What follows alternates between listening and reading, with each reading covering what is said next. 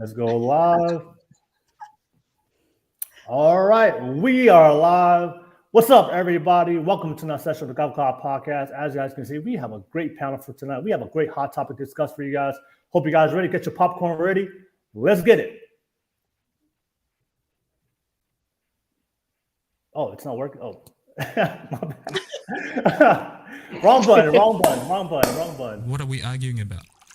A man is gonna do what a man wants to do. All on your wrist. Make you my wife, you no longer my bitch. Let's get it. My name is Will. I'm the host of this show, the number one Polynesian podcast in the world. Dripping in Versace. All these other hoes trying to copy. Women tend to bounce around in relationships. They can't stick and stay in a long-term relationship. Again, don't agree with this. Just So let's say, are you still in it? no. So you're basically saying I'm a whore.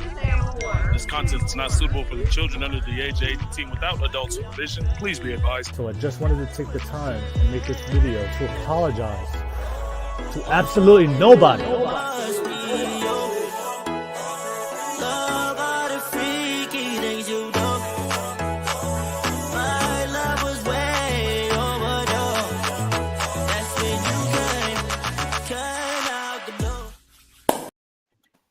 All right, what's up, everybody?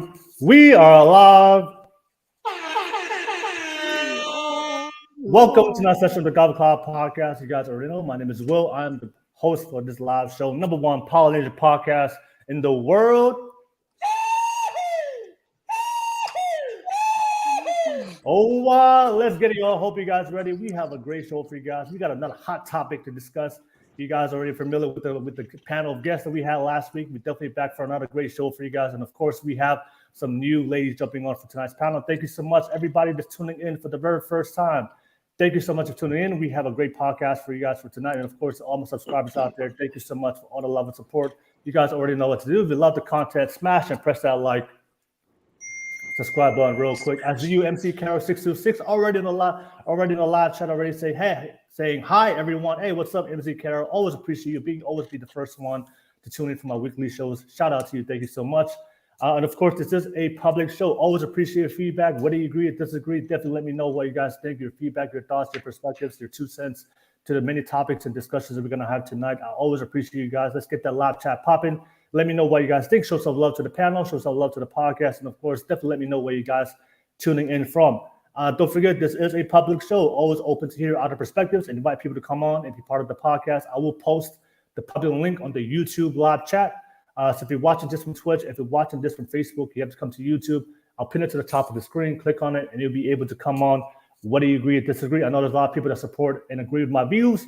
I know there's a lot of haters out there, people that get triggered by my content. Emotional, damn it. All right, whether you agree or disagree, I'm always open to have you guys on and invite, especially those who have a different opinion and opposing view. I'm always open to have a conversation with you. So click on that link and definitely jump on. I see you, BL17, already on the live chat saying, hi, all. Hey, what's up, BL17? Always appreciate you for tuning in. And we have Chris Livingston on the live chat already. Thank you so much, Chris. I appreciate you being on the live show with a thumbs up. Shout out to you, Chris. Thank you so much for tuning in very early. I appreciate your support for the live podcast. And of course, don't forget, we do have the super chat donations. Some of you guys support financially to my podcast, to my channel. Thank you so much. Every donation goes back to my YouTube podcast studio. I'm going to be launching at the end of this year, going into 2023. Try to give you guys the best quality content for you guys. So if you have a specific question or topic that you guys want us to discuss on the panel, definitely drop it through a super chat donation. Definitely make a priority. I'll give you a shout out. And of course, I'll bring it to the panel and you can get a live response from everybody on the panel. Thank you so much, all you guys. That's pretty much all my YouTube stuff. I do want to go right into the podcast. We have a great show planned for you guys. And of course, first and foremost, I can give a shout out to the main panel for tonight. All right. Thank you so much for taking the time. We have a great show planned for you guys. I know you guys are busy, but always taking the time to be part of the podcast.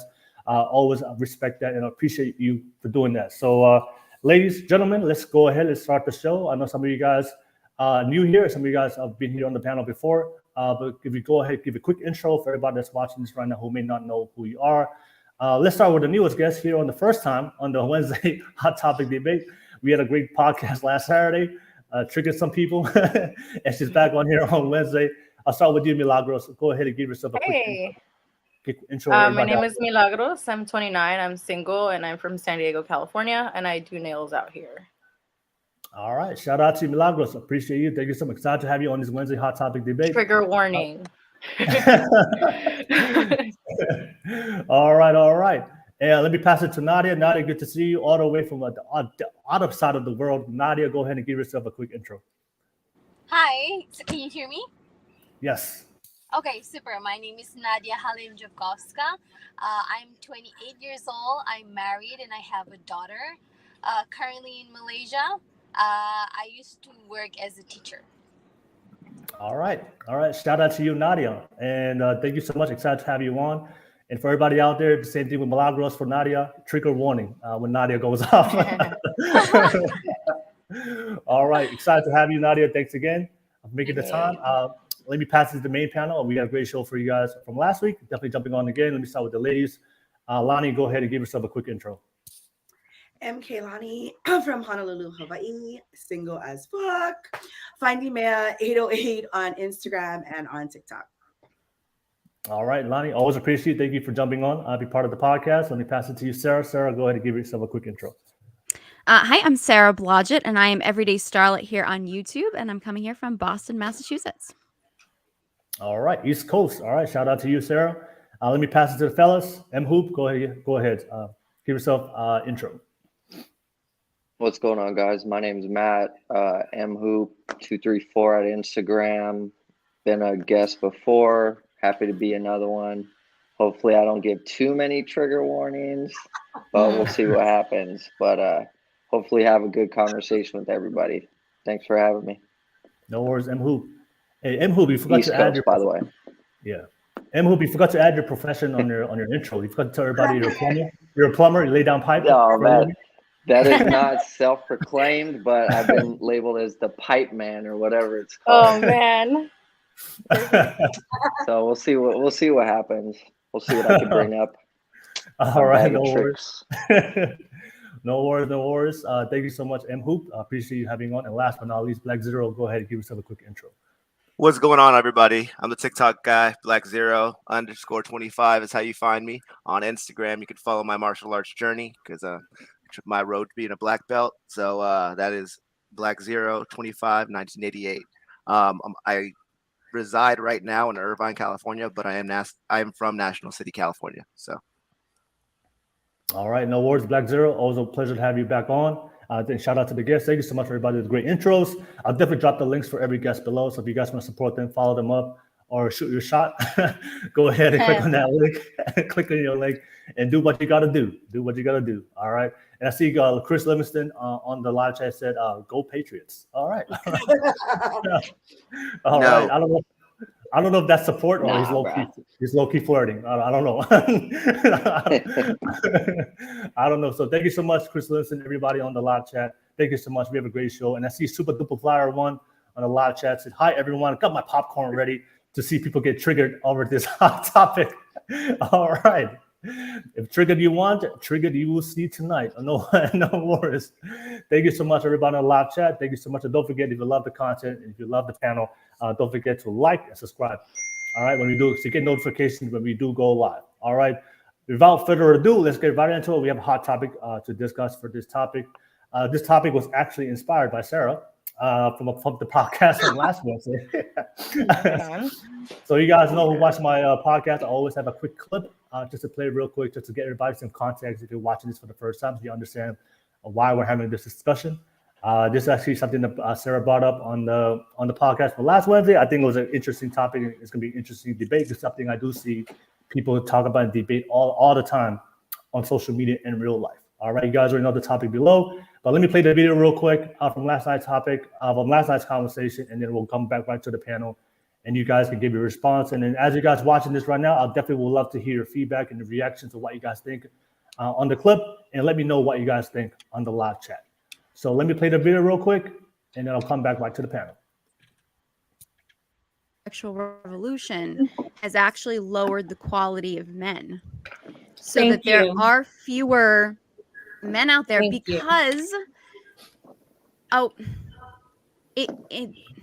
Men need a reason to be good people. Like they need a reason to be quality men. Okay, women thrive in safety. Men thrive when challenged. Men need a challenge. They need something to work for. They need to have a purpose in life. They need to have a direction. And if I think that they should be able to be held accountable. However, a big aspect of them being held accountable is if a woman says, hey, if I give you access to my body and I get pregnant, I need you to prove to me that you're going to be able to be a protector and provider for my family. And so the more that women say, okay, I don't care if you can do that, the men aren't going to do it. All right. All right. All right. I love the facial reactions, by the way. That was hilarious. Everybody reacted. I have a very animated face. It was not good when I was in the army. They could always All right. All right. So yeah. So that's pretty much what Sarah said. So everybody, you guys already know the topic that we're going to discuss tonight. Who is responsible for today's casual sex hookup situationship? Dating culture, men or women. All right. So obviously, I've been doing this podcast for a while. I always host my Saturday podcast with modern dating, sex, relationships, and men and women. And obviously, today's 2022. One of the things, the main complaints I do hear from a lot of women is men aren't men anymore. Right. We live in the casual sex, modern dating, promiscuity, situationships, hookup culture, dating apps, and a lot of women do participate in these things freely by their own choice. But at the same time, they're complaining why a lot of these men are not wifing them up. They're not giving them relationships. They're not being committed. And like Sarah said, they're not being good men. All right. And one of the things I always hear from a lot of women, they will always say, men need to evolve. men need to change. All right. But obviously, we have the other side to hear the perspective of a lot of men. Men are just saying, hey, we're just playing the game that you guys wanted. Right. Back in the day, you guys wanted commitment. You guys wanted marriage before sex. You wanted men to be a certain way.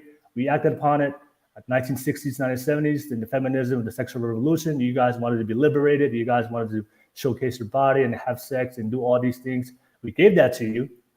And now you have it. But now you guys are still complaining that we're just participating in the rules of the dating market that you set. All right. So a lot of men are saying, you guys control the dating market. If you don't hold us to a certain standard, why would I do it? Because I can get that access freely. So like I said, that's pretty much the conversation I hear from both sides. I would love to hear what you guys think. I appreciate you guys. It's just going to be a great conversation. And of course, everybody in the live chat, definitely let me know what you guys think of your reaction to the video. What's your initial thoughts about this topic? And I see Daniel Peter on the live chat said, talk your shit, Will. Hey, appreciate that. Daniel Peter, thank you so much. I haven't even got started yet. I'm just introducing the topic. But I got you guys. And I see Freddie Vasquez on the live chat. We all know it's feminism. Hey, what's up, Freddie? I recognize your name from last week, from last Saturday. Thank you so much for tuning in for another show. Appreciate your support. And I see Joe Promasio on the live chat said, I've got a beer and popcorn for the panel. All right, Joe, thank you for always supporting the channel. And we got some space, y'all. Don't forget, this is a public show, so I'm going to post a link. If you guys want to jump on, Joe want to jump on, definitely click on and be part of the podcast. All right. So let me bring it to you. Let's go ahead and start the conversation. We'll go one by one. And of course, once everybody has gone, we'll open up for open discussion, whether we agree or disagree. I'll start with the ladies real quick. I'll start with the newest ladies joining us for tonight's Wednesday's topic. Let me hear what you guys have to say. And let me start off with Milagros. I know you're ready to trigger some people. So let me start with Milagros. Go ahead, Milagros. What do you think? What's your initial thoughts for tonight's topic? Whose fault is it? Whose fault is it? Go ahead. I think initially it's feminism's fault, like Freddie said in the chat. So therefore it's females' fault. But can you actually blame us? We're creatures of we're emotionally unstable. So we're going to go with what feels good. I think if you're telling women they're approaching men with their career, with sexual advances, they're not vetting their men through their dads and their brothers anymore. What do you expect? What men are doing is just in their nature, which is the hookup culture for men is just their nature. They're not going to say no to sex. It's our responsibility to tell them no. and sex doesn't have to mean something to them. I think that's the most important thing, is that sex means something to us. It actually really hurts us when the sex with the person we're having with it ends, and there's like this whole process. So if you're creating women to be like men, you're switching the roles. It's the fall of Rome with Wi-Fi, honestly. Yeah, I think it's women's fault, but it's also a man's fault for allowing us to do that. And that statement on its own is very controversial, because you're saying that men should allow women to do something, but in the end, if you think about it, our fathers, our brothers, our uncles, men that love you save you from yourself. So I know that if you're being a good man and you're saying like you're interested in this woman or whatever, and you're moving forward and she puts sex first and she doesn't put anything else, like I think you could really save a woman if you're a man and be like, well, do you have anything else to offer me than sex? Like what's going to come after this? I think you'd really wake her up if you approached her that way. So, but main person, I think it's women, because we've just allowed so much time from the start of birth control to now, to give us so much freedom. And in reality, women need a lot of discipline because we're too like, eh. So you guys are more logical, more headstrong, and we need more of your guidance. And unfortunately, we don't have that. All right, no worries. All right, Milagros, appreciate it. Thank you for sharing that. Let me pass it to you, Lani. What do you think about the topic? Who do you think is responsible for today's dating culture? Well, I disagree a little bit with what she said. In my opinion, when we're talking about casual sex, the responsibility is of the person that's requesting it or wanting it or whatever it is. And yes, we are women. And yes, I like to say pussy is powerful. It's dangerous, right? And I think we talked about this earlier. It's like when you give it up, I think Sarah said it in that little thing we watched before this from last week, is like when you give it up, you're giving that up. You're giving your body up. You're giving something of yourself up. Personally, for me, I can have sex without feelings, because I've learned to separate that. But that's something that you need to personally like know how to do. Because prior to this, I was in relationships, and of course there's feelings when you're in a relationship, but when you kind of get like fucked over multiple times, or when things actually don't work out for you, you have to figure out what it is that you want. Like I personally don't want to be in a relationship, but I like to have sex. Like I like to whatever. And so like I've learned to separate myself from the actual sex and the actual feelings. I know that sounds like really stupid, or like you can judge me if you want. I don't really care. It's my life. And that's how I operate. But I've learned to operate that way because that's how it seems like the culture is, you know. But I also control that. I'm not going to just go and sleep with anybody that comes in my DMs. If that was true, I would have a new partner every minute, you know. So it's our responsibility to know who and when we're going to give it up to. And it's also our responsibility to know a little bit about them. Like, I'm not going to just go to some guy's house. I mean, it's also very dangerous in the culture that we're in to just like say, oh yeah, I'm going to meet him. Like, yeah, like I'm not that girl. But it's a responsibility of the individual person and what they're looking for and what they want out of it. You know, like, are you talking about like, oh, situationship where we're just having sex, or are we like dating too? Or are we, it depends on all the definitions for me personally. Okay. All right. No worries. Thank you so much for sharing that, Lani. Appreciate that. All right. I'll pass it to you. Sarah, what do you think? What do you think on the topic for tonight? Well, I didn't know that the clip was actually going to be of me when we started this. So thank you for using my clip of me. So when it comes to this, I mean, obviously people know kind of where I fall because the clip was me talking. But when it comes to like whose fault it is, I don't love putting blame somewhere and pitting this whole like men against women thing, because I think we just do that enough in our society. And I mean, I think we also have to sort of face the fact that, you know, all of us here, which we're all in very different age ranges here, but like everybody here and probably people even like 10, 15 years older than us are not like, we didn't create this situation. Like, we were sort of born into this. It's our responsibility to deal with the situation as it is. But like, when people start blaming, feminism, or people blame, the women's liberation and things like that, like, none of us did that. Like, we weren't there for that. So it's really important to remember when we start looking at each other like, oh, well, women did this, well, women did that. Well, the women before us did this, and we're responsible for what we do now. But to blame us now for things that were decided long before we were even born, I mean, that's kind of ridiculous if you think about it. So I don't love pitting the blame, but I do think that it's a woman's role in society to essentially hold men to a certain standard. I mean, we as women have an incredible power that we don't really embrace, in that we decide who gets to create a new generation. We get to decide which men's DNA actually lives on. Like, we get to decide which men essentially get to be immortal. And that's an incredible power that we have.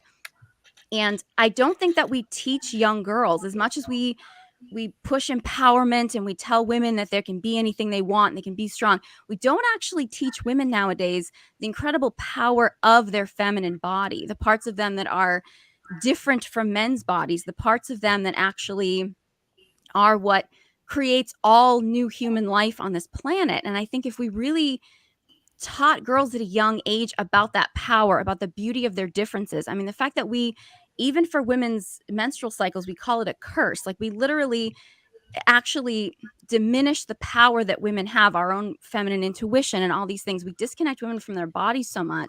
And if women actually learned to embrace and appreciate all the things that make us innately feminine, I really do think that more women would be a lot more cautious about who they shared their bodies with. I mean, we would be a lot more, we would hold men to a higher standard, because we would actually value ourselves more, as opposed to outsourcing that value on something else, like, men's validation or sexual activity or things like that. So I think it starts with having a culture where we really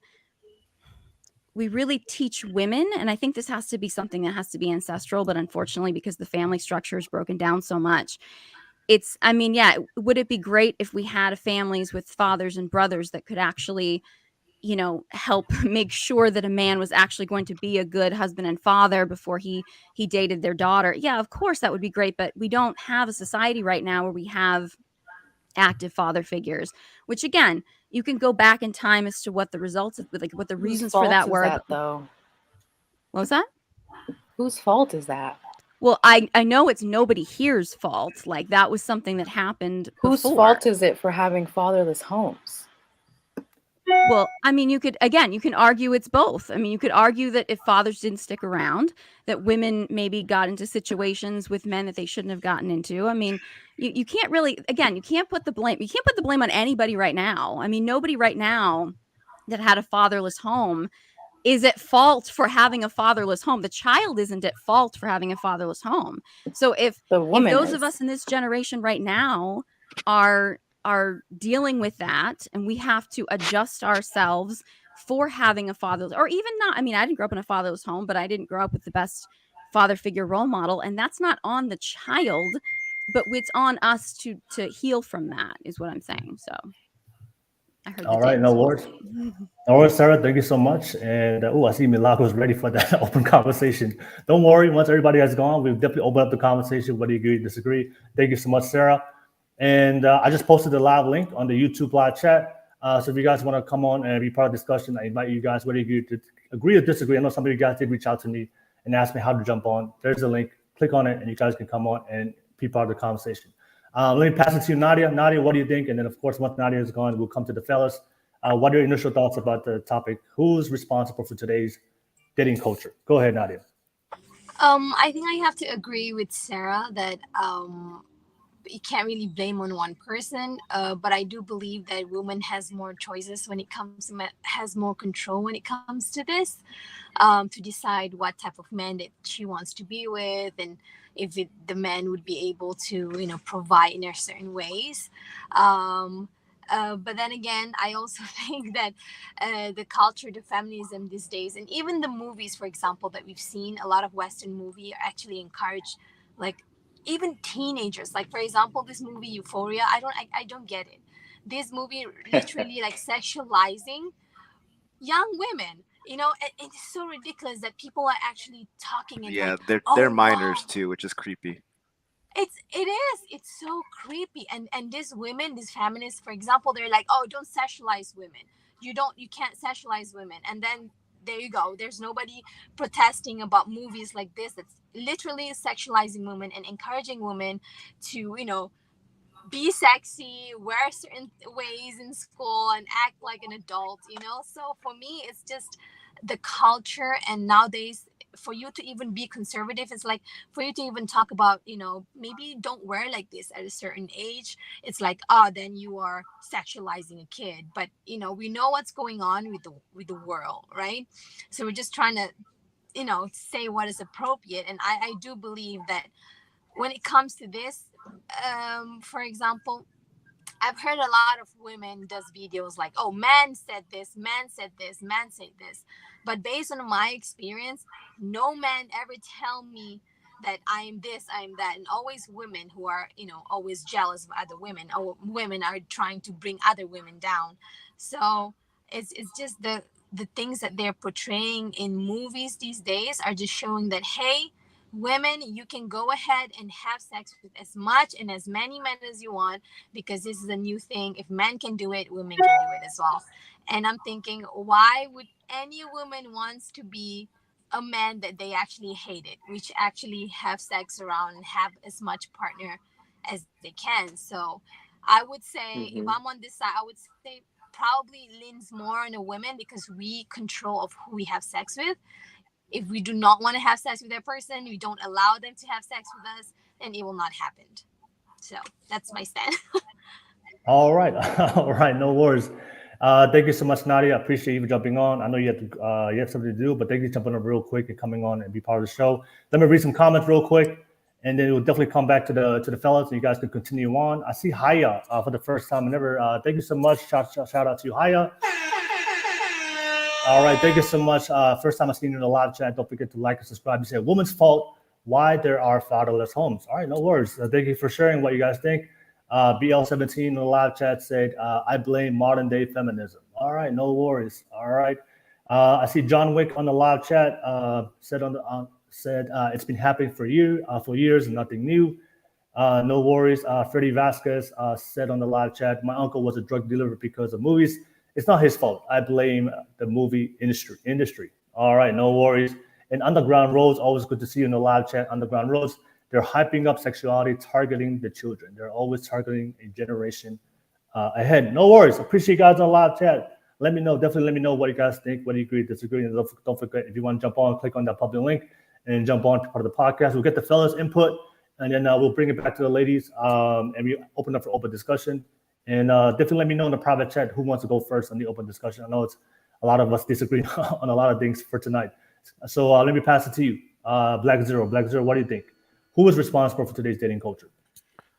Okay, it's hard to place, like everybody keeps saying, it's hard to place blame on women or men or say like that. But I like looking at things in the whole historic fashion, because it's feminism hit different cultures differently. White women had a different type of feminism than black women and Hispanic women and Asian women did. And because of these different pushes to movement, our government was able to divide the family. So in the way I look at it, it's hard for me to say, hey, it's a woman's fault, or hey, it's a man's fault, when everything done was based off of capitalism. You know, the reason why you guys are having to work just as hard as a man, the reason why you guys are in war right now, the reason why all of this stuff is happening, because of the fact that, or basically the basic push of why all this stuff is happening was because of capitalism. We needed warriors to go over to World War II. People needed, factories still needed shit to happen. They didn't give a fuck about our children, and they started letting our children go to these daycares to get molested, while you guys had to do the jobs that we were supposed to do while we were fighting a war that we weren't supposed to be in the fucking first place. So it's hard for me to just blame any specific person when you actually look at the money and the time and effort it took to infiltrate feminism, add then with white women, then infiltrate black feminism, then get those two to equally say that everybody who's a man has patriarchy, when black men have never had any power in the United States ever, and then they use that to offer incentives to people of color to not have their man in the home. So was it women's fault that they just wanted to survive? Because a lot of these cases, they were still married. The man just the man just made a deal with his wife saying, hey, he'd only come back for weekends. But of course, time and space, what does that equal? So I don't like, just like everybody's been saying, I don't like putting the blame on one or two people. But in 2022, the fact of the matter is, if I, a 34-year-old black man, wanted to have sex with anybody, I still have to ask for their permission. I still have to be let into their house. They still have to open their legs. They still have to wait for me to put on a condom. They still have to pull me into their thing, and then they could say no at any time. Any moment, yeah. At any moment. And if I don't stop and then go, oh, my bad, and walk away in shame, I go to fucking prison. So sometimes you don't even have to do that to get blamed. Exactly. And that's a different story. I've been on the receiving end of that and won my case.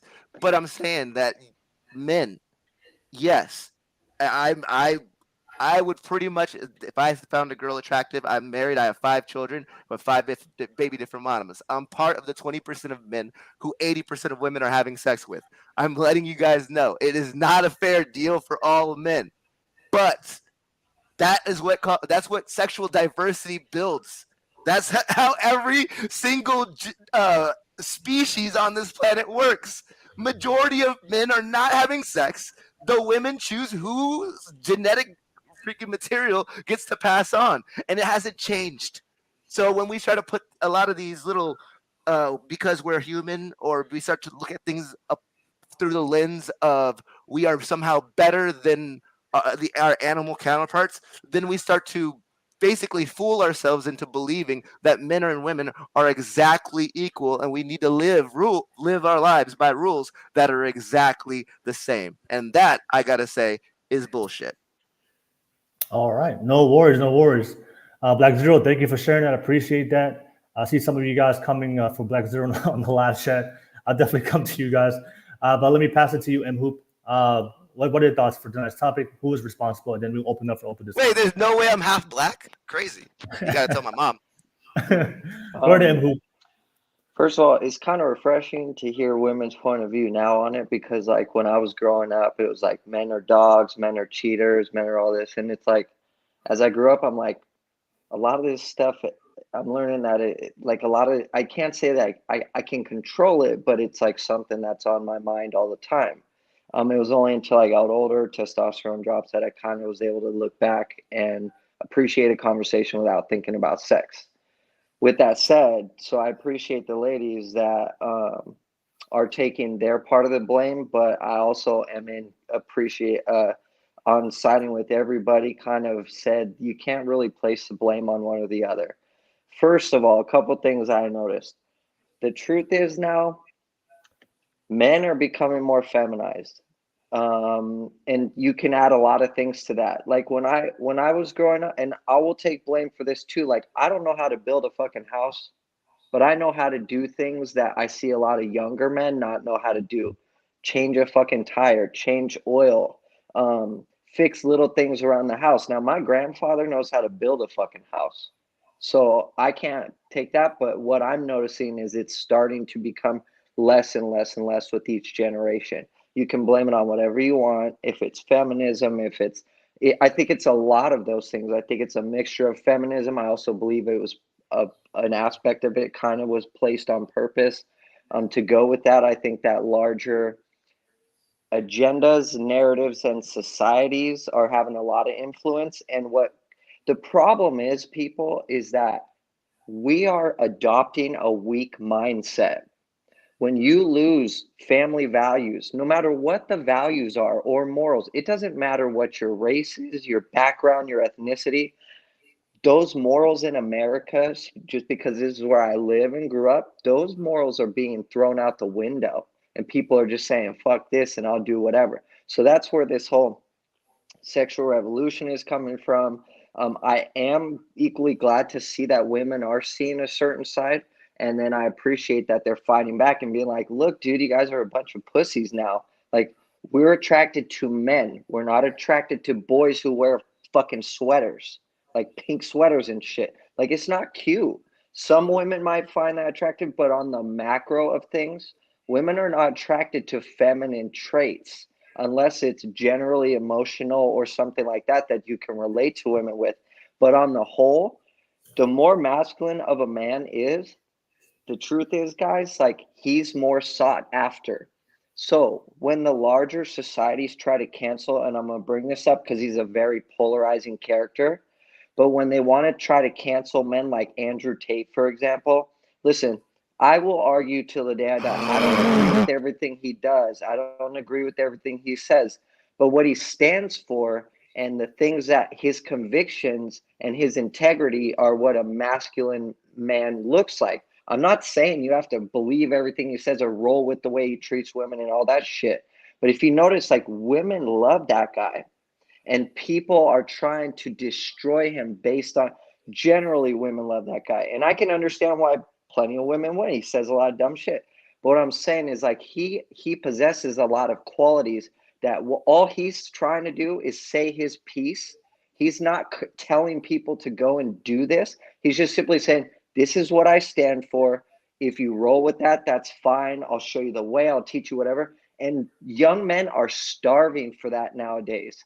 It's showing. They might be becoming feminized more, but they are starving for it. That's why they're paying these fools, paying him thousands of dollars, paying these dudes that are dating coaches that are trash, thousands of dollars out of their paychecks. And I'm sitting back and I'm laughing, but I also am worried because it's not a good look. With that said, the weak mindset is just like, and the morals are going out the windows. It's creating all this stuff. Toxic masculinity and feminism and all those terms coming out, it's adding fuel to the fire. And then also, I believe this is, you might not put this together real quick, but this is my last one on this. I also believe, I think on a macro scale often, here's the fact: the food we eat, the air we breathe, the water we drink are all causing chemical imbalances and changes in our bodies, and it is causing us to have a lot of these negative reactions. And until we get back to whatever you want to call it, organic living or more honest style of living and less crap food and better, cleaner air, the truth is we're just going to have to continue having to adapt to a lot of these chemical imbalances. No, thank you. I like rockets. All right, no worries. On the macro. Thank you so much for sharing, Mhoop. I totally agree. A lot of women now that they want strong men. They don't want to. They don't want what it comes with. They don't want what it comes with, though. They don't. That's why cheating rates are going up and women are so unhappy. It's because these men are becoming continuously more feminized, and the women are going, well, it's nice that he'll sit there and cry with me, but go fucking change the light bulb or something, bro. Go fucking. I don't know how many. Most dudes don't even know how to change a fucking tire. It's sad. No, they'll after they're done crying, they'll message Blackzero. All right, no worries. All right, let me read some chats. I'll do this world a favor. Let me read some chats real quick. I'll come back to the panel. And whether we agree, disagree, we definitely have a chance to do that. I see Justin Wilson here for the first time. Shout out to you, Justin Wilson. Said there's no way Blackzero is half black. All right, that's your opinion. No worries. All right, thank you so much. Thank you for being on the live stream. I see Gabriela Blas. Hey, shout out to you. Hey, thank you so much. Hey, what's up to you, Gabriela? Thank you so much for being on the live chat. Don't forget to like and subscribe. Thank you so much for watching. And Freddie Vasquez on the live chat said, hard times create strong men create hard times. Good times create weak men, and weak men create hard times. That's facts. All right, that's what we're starting to see today. And of course, Underground Roads on the live chat said, yes, they are starving for direction and leadership. That's a fact. And of course, Daniel Peter on the live chat said, there's no such thing as toxic masculinity. There's a word made up by people who don't like men, aka feminist. All right, no worries. Thank you so much for sharing that. You guys always appreciate your live feedback. Definitely drop on what you guys think, whether you agree or disagree. Let me come back to the live to the main panel. I know I appreciate you guys. We all got a chance to go one by one, but I'm sure there's a lot of things that we disagree. Let me open up the conversation with you guys. Milagros, I do see there's a lot of things you disagree with. I'll let you start off and who you want to address on the panel of things that you want to disagree. Go ahead, Milagros. I just heard right now you saying that like we're desperate for strong men and everything, and I think we are. But do you even think that modern women are ready for strong men because of all of the beta nonsense that we've been used to, and also the propaganda that's fed to us? I'll give you like one small example, right? Like the big thing that everyone likes to talk about now is like, I don't want my girl to go out to girls' night, or I don't want her to go on a girls' trip. I think it's dangerous. I think it caught, and you know what? Talking from a female's perspective, you heard earlier, I'm in the beauty industry. I hold the hands of many women. I know what happens in these girls' trips. I know what happens on girls' nights. Even if the girl is a good girl, I get invited. The girl, even if she's a good girl, she's in that environment. And like, why as a man, like risk that for your relationship? I just don't think it's healthy. But if a man was to say that to a woman, and like an alpha man could say that to a woman, she could be like, no, I'm going to do what I want. He'd be like, bye. And then like on to the next one. But if a man who just wants a woman, who just wants a relationship, which is what women want relationships, like he says that to someone, like, why are you controlling me? Like, I don't even think men know how to answer that to that. And I don't think women know how to answer to strong men when they're trying to guide them. And like he said, one of them said like need direction and guidance, but like, do we even know how to respond to that? As modern women, we've been just so brainwashed to like be free and like think freely and all this stuff, and like the patriarchy and like don't let men control you, and men are abusive, and it's like you have to look for these narcissistic traits. Like every man who is an alpha is a narcissist. Apparently, it's like, okay, I guess my dad, my brother, and everyone is a narcissist because they stand their ground and they don't let women trample over their home and their emotions and their feelings trample over their life. They actually are like, let's look at this from a logic perspective. And it's unfortunate. Like, I don't really think women are ready for strong men. Even if we need them right now, I don't think they're ready for it. They're not ready to be in a relationship with them, but a lot of them are having sex with them. Okay. All right. What do you do? Anybody want to respond? Do you think she agree or disagree? Or do modern women, Yeah,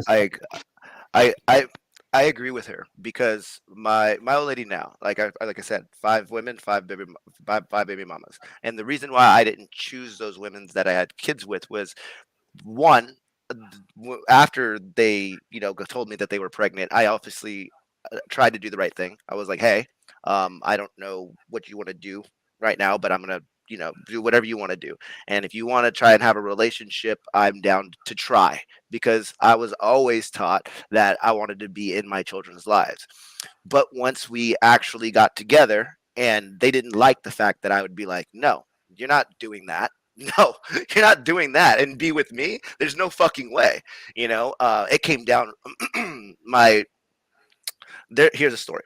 My ex asked me one time if her and her best friend could go to USC. I lived in Anaheim at the time. That is a 25-mile drive, but it's 25 mile in California traffic. So it's about a 2-hour drive. And she has to go to USC, the college, to go to a frat party. We were dating. And this is how I deal with any woman who wants to do that kind of stuff. I say these lines exactly. And I've said it to multiple women. I am not your dad. You can do whatever the fuck you want to do. I will not stop you. You can dress however you want to dress. You can fuck whoever you want to fuck. You can party wherever you want to party. But just know that I will not be your man. That's it. That's all. There are no questions. These is my line. These are my boundaries. And if you cannot do that to the woman you're with, you should not be with that woman. And that's just what I think. Also, I think every man needs to fight. At least be in one fist fight. I think you should, if you want to be married, I think every man, before they go get married, should take a self-defense class, should get a license, a gun license, and learn how to shoot it. You should be able to take care of your family. Your sons, your daughters, your kids, your freaking wife, their parents. You should, if an intruder comes out, that intruder should leave brokenhearted. You don't have to kill him. You don't even have to win the fight, but you have to make it hard enough for them to just, hey, this is way too much. I need to leave. I agree when it says too many men are getting feminized. And when I say feminized, I'm not talking about the way you dress. I'm not talking about the way you talk. Some people think that I'm too much of a pretty boy, but try me. I box. You know what I mean? So it's not about how you look. It's not about how you dress or the way you talk. It's about confidence and about the way and ability. If you have the confidence, you have the ability, and you believe in yourself, and you set standards, you are and you make your own money. You technically are alpha man. I don't believe in that shit, but you're technically one of those top echelon of men that women are looking for. All right, no worries. The problem is like one huge problem that we're starting to do is we're starting to create a labelistic society, and that's across the board. It's with personal titles, it's with political titles. It's like if I say something political, people say, "Oh, you're either group Trump or group Biden," and it's become that kind of thing. And the problem is like, whatever happened to be able to understand that?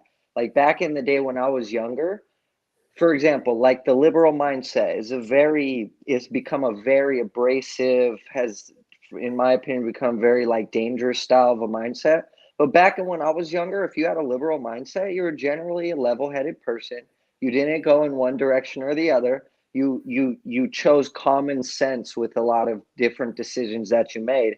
And one of the problems is that, and I'm just using that as an example, but everything like with the I had mentioned the toxic masculinity. Well, then somebody was like, well, that comes from feminism and all this stuff. So we're labeling everybody down, and you know what that's called? That's called judgment. And nobody likes to be judged. Okay, nobody likes to be judged. And one of my favorite quotes ever is, the man who is most hated is he who speaks the truth, by Plato.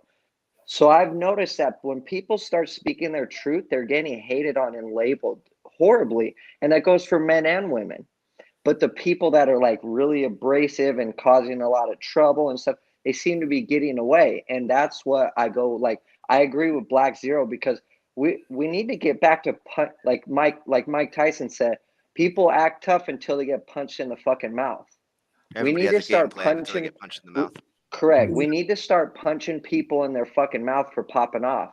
Like people are getting away with murderous things, and it's not okay. And like, I don't sit here and blame one person or the other. I sit here and go, look at what we're allowing as a society. Like, I'm all for if women want to feel sexually liberated, that's fine. But like I said on my last episode, that's going to come with results that person's going to have to deal with, whether they lose good people in their life or not, and whether they choose to learn from those mistakes or not is up to them. You could be 45 years old and never learn. You could be 45 years old. I talking to this one girl out in India that commented on one of my comments on another post on Instagram. We've been talking ever since, and she's like, I need to ask you questions about this guy I've been dating. And I'm like, well, I'm not a professional or anything, but I'll go ahead and what I did was I befriended her and gave her my own, and I gave her my disclaimers. Like, look, I'm not a professional. This is only through my own experience. And so we've been talking, and I'm sitting there going like, she's describing this super crazy abrasive man. He's acting manly, but he's 43 years old, and he's blocking her and unblocking her and doing all kinds of crazy, like, childish things. I'm sitting here going like, is these the kind of people that we're dealing with? And this is happening in different countries. I mean, it's wild. And I just think the overall quality of our species is rapidly declining. Okay. And if we don't set something right, we're not going to last much longer. Okay. We're not. All right. It's wild. No worries. Big and Mhoop, Lani and Sarah, you guys want to respond? I agree with Mhoop on the labeling part. I think that's a huge issue because everybody wants you to fit in a box. If you're this, they want you to be this. If you dress this, then you're this. So you're fitting in all these boxes, and why? What for? What is the purpose? Like, and it's right about speaking truths. I have a lot of haters. You have a lot of haters, Will, for speaking the truth or speaking your truths. It's not necessarily like the law, Bible, but you're speaking your truths. And like when I say what I say, I'm coming with facts, I'm coming with information. I've been in law for 16 years, so I'm not a fool. I come with a backing if I'm going to be in an argument, if I'm going to be in some debate, that's not casual like this. I'm going to come with facts and whatnot. But people don't want to hear that. People don't want you to speak your truths. They want you to shut up and fit into their boxes. And that's a huge problem in our society, I feel, because then people aren't being able to be themselves. They're not able to be who they want to be and speak freely about who they are because, oh, you're saying this, that means you're like the whole Trump thing. Like, I'm not going to say like I'm a Trump supporter, but I love some of the things he says. I'm not going to say that, oh, he's this, that, and I'm going to vote for him or I'm not going to vote for him. Same thing goes with Andrew Tate. Some of the shit, I'm like, he's on point. He's 100% on point. Other things, I'm like, oh my God, he's off his rocker. But it's almost like if you pick a side, you're thrown into that side. You're thrown into that, oh, you're this and you're that. It's like, why can't I have my own opinion and not be in a box? And like he says, it's judgment. A lot of it is judgment. I get judged all the time. Social media is a prime example of being judged, because people are just seeing that or seeing you saying a certain thing. And all of a sudden you're labeled for this. You're identified as this. And I think that's horseshit. So yeah, our species needs to really get it together. But I mean, some labels are well deserved, though. I mean, yes, rape somebody, you're a rapist, right? Like, let's not like say, hey, everything. Labels are important. Yeah, I mean, certain things. Correct. Yes, I 100% agree with that. Yes, we need to keep labels. But it's like Lani said, it's like everybody's putting each other into their own personal box. Right. So I agree with certain labels need to be had. Like if I'm acting like a class clown, people want to call me that. Okay, that's cool. But like, that's more of a broad label, I would imagine. As just an example, I just think that we're getting so divisive with our labels and they're starting to cut a little bit deeper as we're getting more intricate with our vocabulary, more specific. Well, it causes more of dissension and it causes more divide amongst people. I see people literally go. I mean, what actually? Okay, so I hate it when people say that because the labeling is not what's causing the divide. It's the action that causes the labeling that's like I said. Just because I called somebody a racist isn't me dividing black and white people. His racism is dividing black and white people. Right. It's just me calling it out. So I mean, I do understand where you're coming from, but it's one of those things where I don't want to. I've been called a racist for saying things that black people would have said, and they wouldn't have been called a racist for it. Like but what? I've been called a racist for saying, like, speaking the truth. Like, give me a second. I'll think of something. Trust me, because there's like, because I call everybody out. Say that are okay. So there are things that people say that they say are truth, but are inherently steeped in racism. Like the phrase that 13% of black people are they 50% of the crime, which is not a real statistic. It's two statistics put into one. So that's what I'm saying. I feel a lot of stereotypes nowadays, like, and you can chalk it all the way up to what Dave Chappelle does and like just stereotypes people. Listen, honestly, if it weren't for stereotypes, I wouldn't be alive. If I didn't judge people on the way that they acted, like we chastise people for judging to that's where I agree with you. I've been able to survive in certain situations by being able to judge my surroundings in the way and the things that people said and stuff like that. And then that's for survival. But I've been called fake for that. I've been called like all sorts of things. I'm sitting there going like, nah, man, I'm surviving. I've also made wonderful friends. I've also accepted people in my life by judging them when in a positive light instead of everybody else judging them in a negative light. And I befriended that person because I saw through all the extra negative judgment. And so like, I agree with you. Like, it comes down to a lot of common sense, which is not so common anymore. And like, 20 years ago, I mean, you can nitpick it all, but generally I don't want to cut off, but let's go back to the main topic. I don't want to talk about focus on racism. I just want to get back to the topic of dating culture. Yeah. If you don't mind, sorry about that. Yeah, But no, let me pass it to Sarah. Sarah, I know you haven't gone yet. No, you're fine. Go ahead, Sarah. Well, I don't even know where we are with this topic now. We're so far off. So, all right, where do I want to go with this? So I want to go back to like what Mhoop was talking about when he was talking about men becoming more feminized in society, the foods that we eat and things like that. I mean, it's actually scientifically been studied that men's testosterone rates are plummeting. I mean, like every generation, men's testosterone rates are lowering and lowering. I got to tell you right now, guys, every time you drink anything with soy or eat anything with soy in it, you're literally transitioning yourself into a woman. Like that's actually what's happening. So you kind of gotta, like, we gotta be more mindful of stuff like that. I mean, it affects women as well, but like with men, it's, you know, we all have different hormones and stuff like that. So that's important.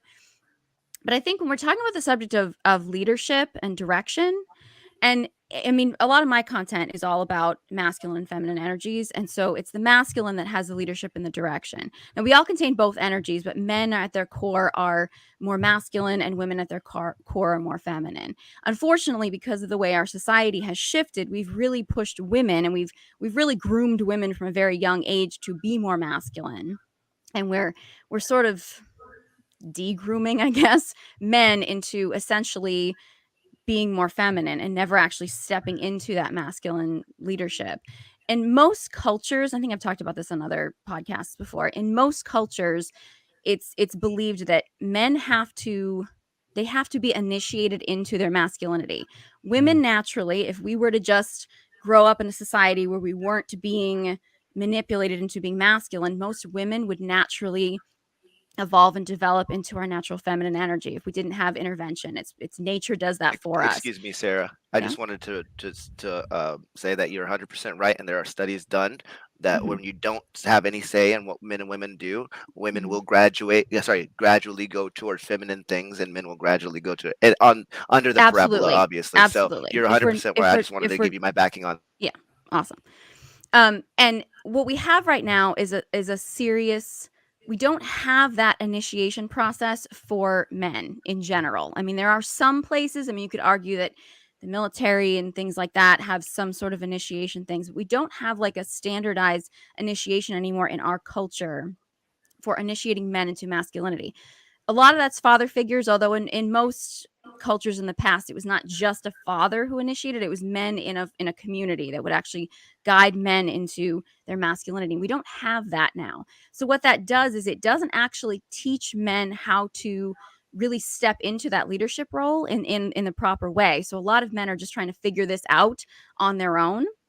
And it also doesn't give young girls a representation of what that masculine leadership looks like. So when a woman doesn't actually feel like there's a masculine leader to guide her, she's going to tap into her own inner masculine. She has to. It's her only way to survive. And so when we have young girls who don't experience masculine leadership, they don't learn to trust it. So when a man does step into that masculine leadership role, because so many men today don't know how to do that from a strong, stable place, women don't trust it. Because if a woman doesn't trust a man's leadership, I mean, she shouldn't follow him. I mean, that's just stupid. I mean, that's self-abuse. Like, she would be insane to follow a man just because he's a man. She needs to trust in his leadership. But if she's not raised in a way where she has any idea what trustable masculine leadership looks like, she's not going to trust any man. And that's where we get the breakdown. And I think, like, again, what Mhoop said is that, you know, men today are starving for that leadership. Now, I personally, as much as I do not agree with cancel culture, I am a huge, huge advocate of freedom of speech. I was a stand-up comedian most of my life, so I absolutely advocate freedom of speech. Nice.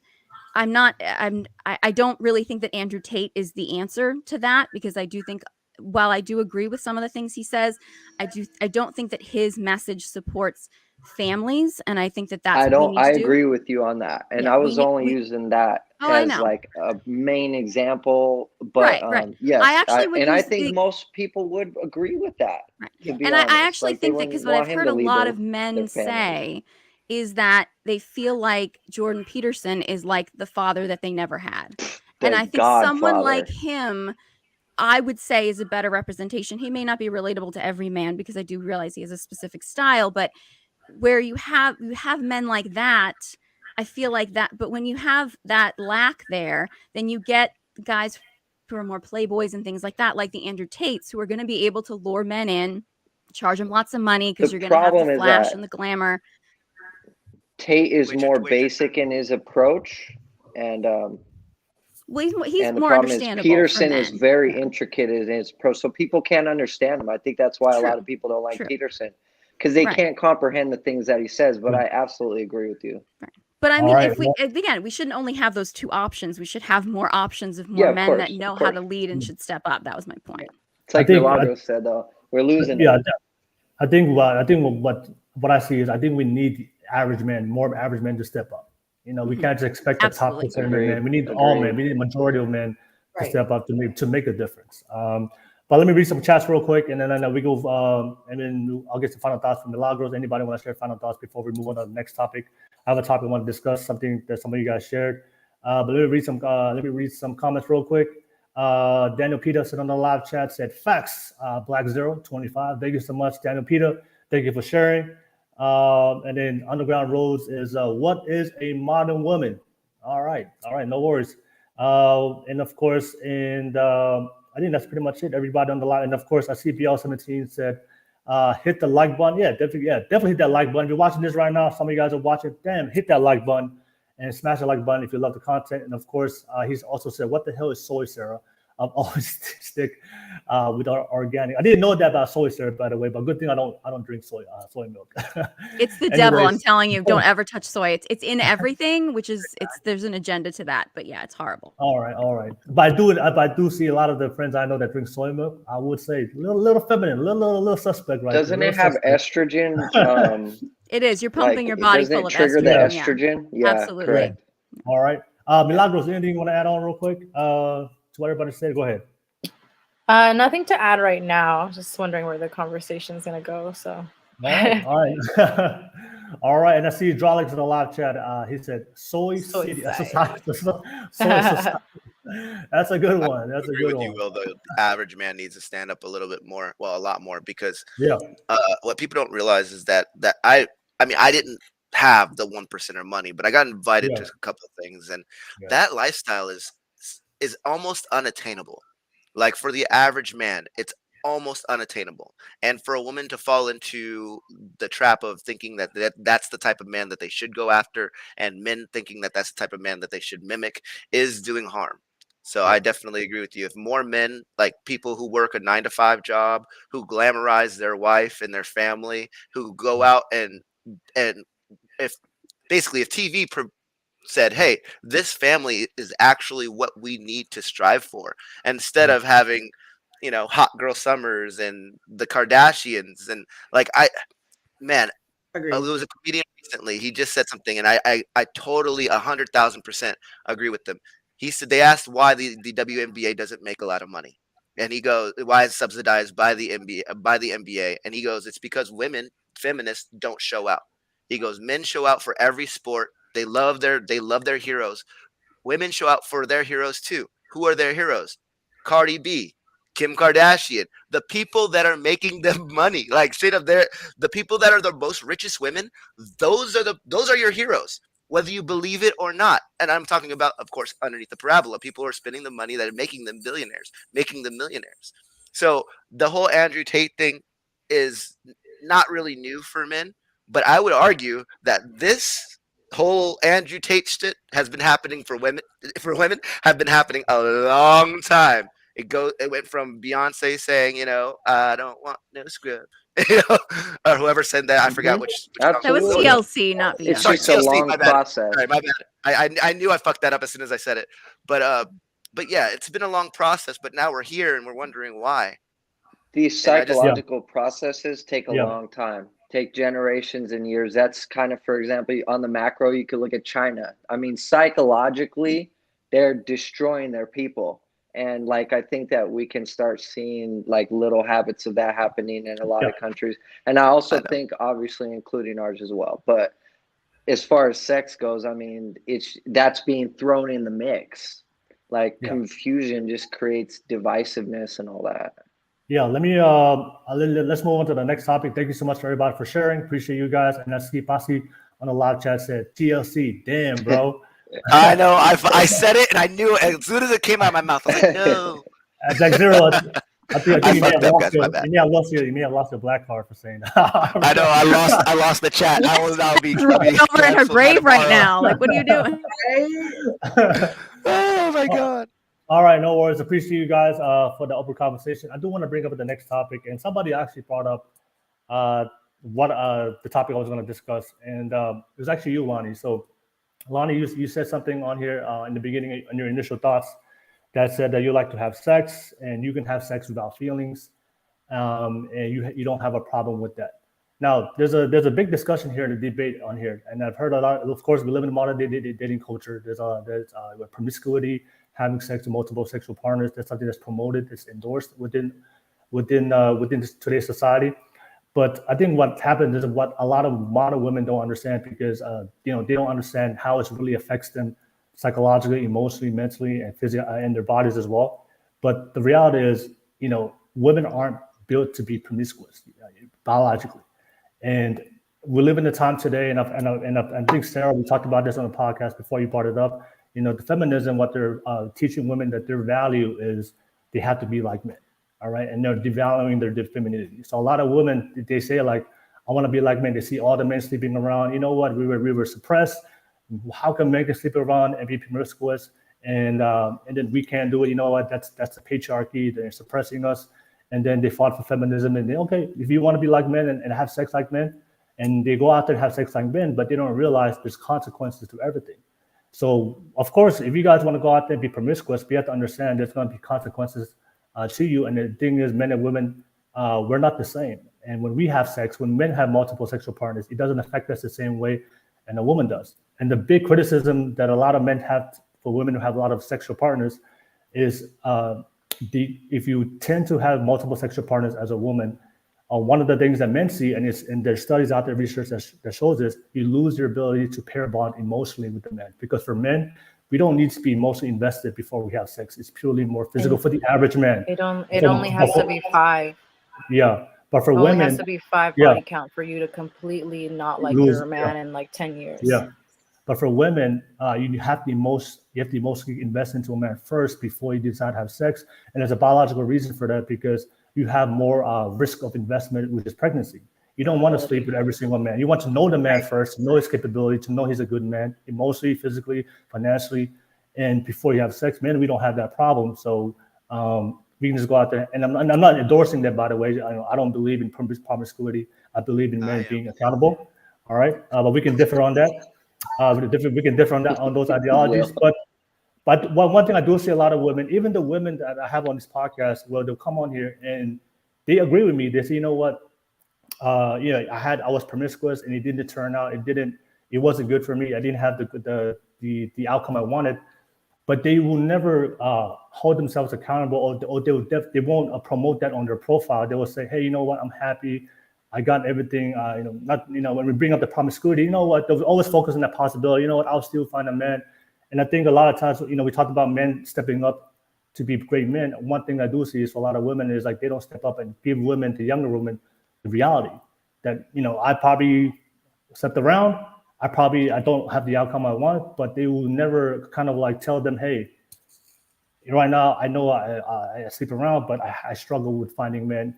And there's a lot of men out there saying that, hey, if I choose to go with you, and like you said, if I have sex with you, I can do it without feelings. But when men hear that, Lani, a lot of men is like, see, that's the problem. If I have sex with you, how can I bond with you, Lani? How can I bond with you as a person, mostly when you have the ability just to say, you know what, fuck you, I'm gonna move on to the next person. And that's a big red flag for a lot of men. So I want to open up that discussion about women. Can women really have sex without feelings? A lot of women think they can do that. But the biologically, like I said, there's data out there that shows that we are not built to be promiscuous. So we need to have that conversation. So let me bring it up to you, Lani. I mean, I know you wanted to brought it up. I'm just having this open conversation. I wasn't talking about promiscuity. I'm not saying like, oh, I'm sleeping with every single person. That's not what I'm saying. It's like, if I'm having sex with somebody, like I'm having sex with that person, I'm not sleeping with multiple people. What I'm saying is that I just don't want all the baggage that comes with it. So for me, I'm like, okay, like I make that arrangement ahead of time. Like, look, this is what we're doing. I'm not trying to be in a relationship because I want to be myself. Like, you have to understand, like, from my standpoint, I was in relationships my whole life. Like, I was literally with one person for 20 years of my life. Okay. Yeah. So after that point, I'm like, okay, so I gave my life to somebody for 20 years. I didn't get all this like craziness and whatever. It's like I'm going backwards in time. Like I had that whole like family life, all that like housewife, whatever, pre time now. In my age now, I should be doing that, but I'm like doing opposite. So like for me, when I'm saying like I don't have feelings, yeah, it doesn't mean that I'm sleeping with everybody in town. I'm not, that's not where I'm coming from. What I'm saying is that if I have an agreement with someone, I'm like, look, this is what we are. Like, don't catch feelings. Like, don't feel a type of way about me. So like, if that person is like in agreement, okay, we're in agreement. You make that agreement ahead of time. It's not like, can I ask you a question, Lani? Are you looking for a man though? Like, no, would you? That's what I'm saying. I'm not. No, I mean by like eventually. Like, are you ever going to be like, hey, I would like to settle down at one time again? Like I'm saying, in my experience in relationships, I've been in relationships my whole entire life. Like, I'm not trying to do that right now. I'm trying to do me. No. That's not the question. In the future, are you? In the future, are you willing? And ugly. Maybe. I don't know. But right now, that's not what I'm looking for. I'm not looking for it. And in the meantime, I'm not being a whore if that's what you're getting at. No. I would never ask a question. Look at ladies. I will never ask a question to trap you. I would only ask a question because I want the information. I want general information. Right. The only reason why is because that's when you make an argument. I will never try to shame anybody. I'm not looking for a man in the next 2 or 3 years. I'm not looking for that. I had that. I'm not looking for that. That's not. But what about the next 10 years or 12 years? Maybe. I don't know. Maybe. Possibly. I don't know. Like, so, I'm good. No, but are you being honest with yourself? Okay, so this is its thing. The saying maybe no. We all know if we want to settle down with somebody eventually. Like even back in the day when I said I never want to get married, I knew eventually if I found the right person, I would get married. So even though I said it out loud, I knew I was honest with myself, and eventually I got married multiple times, unfortunately. So my question to you is, are you honest with yourself? Do you think that sooner or later you're going to want to have the nice white picket fence again?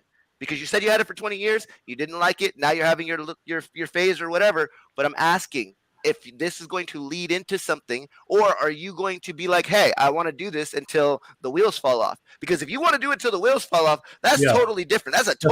You're a totally different person. Do you?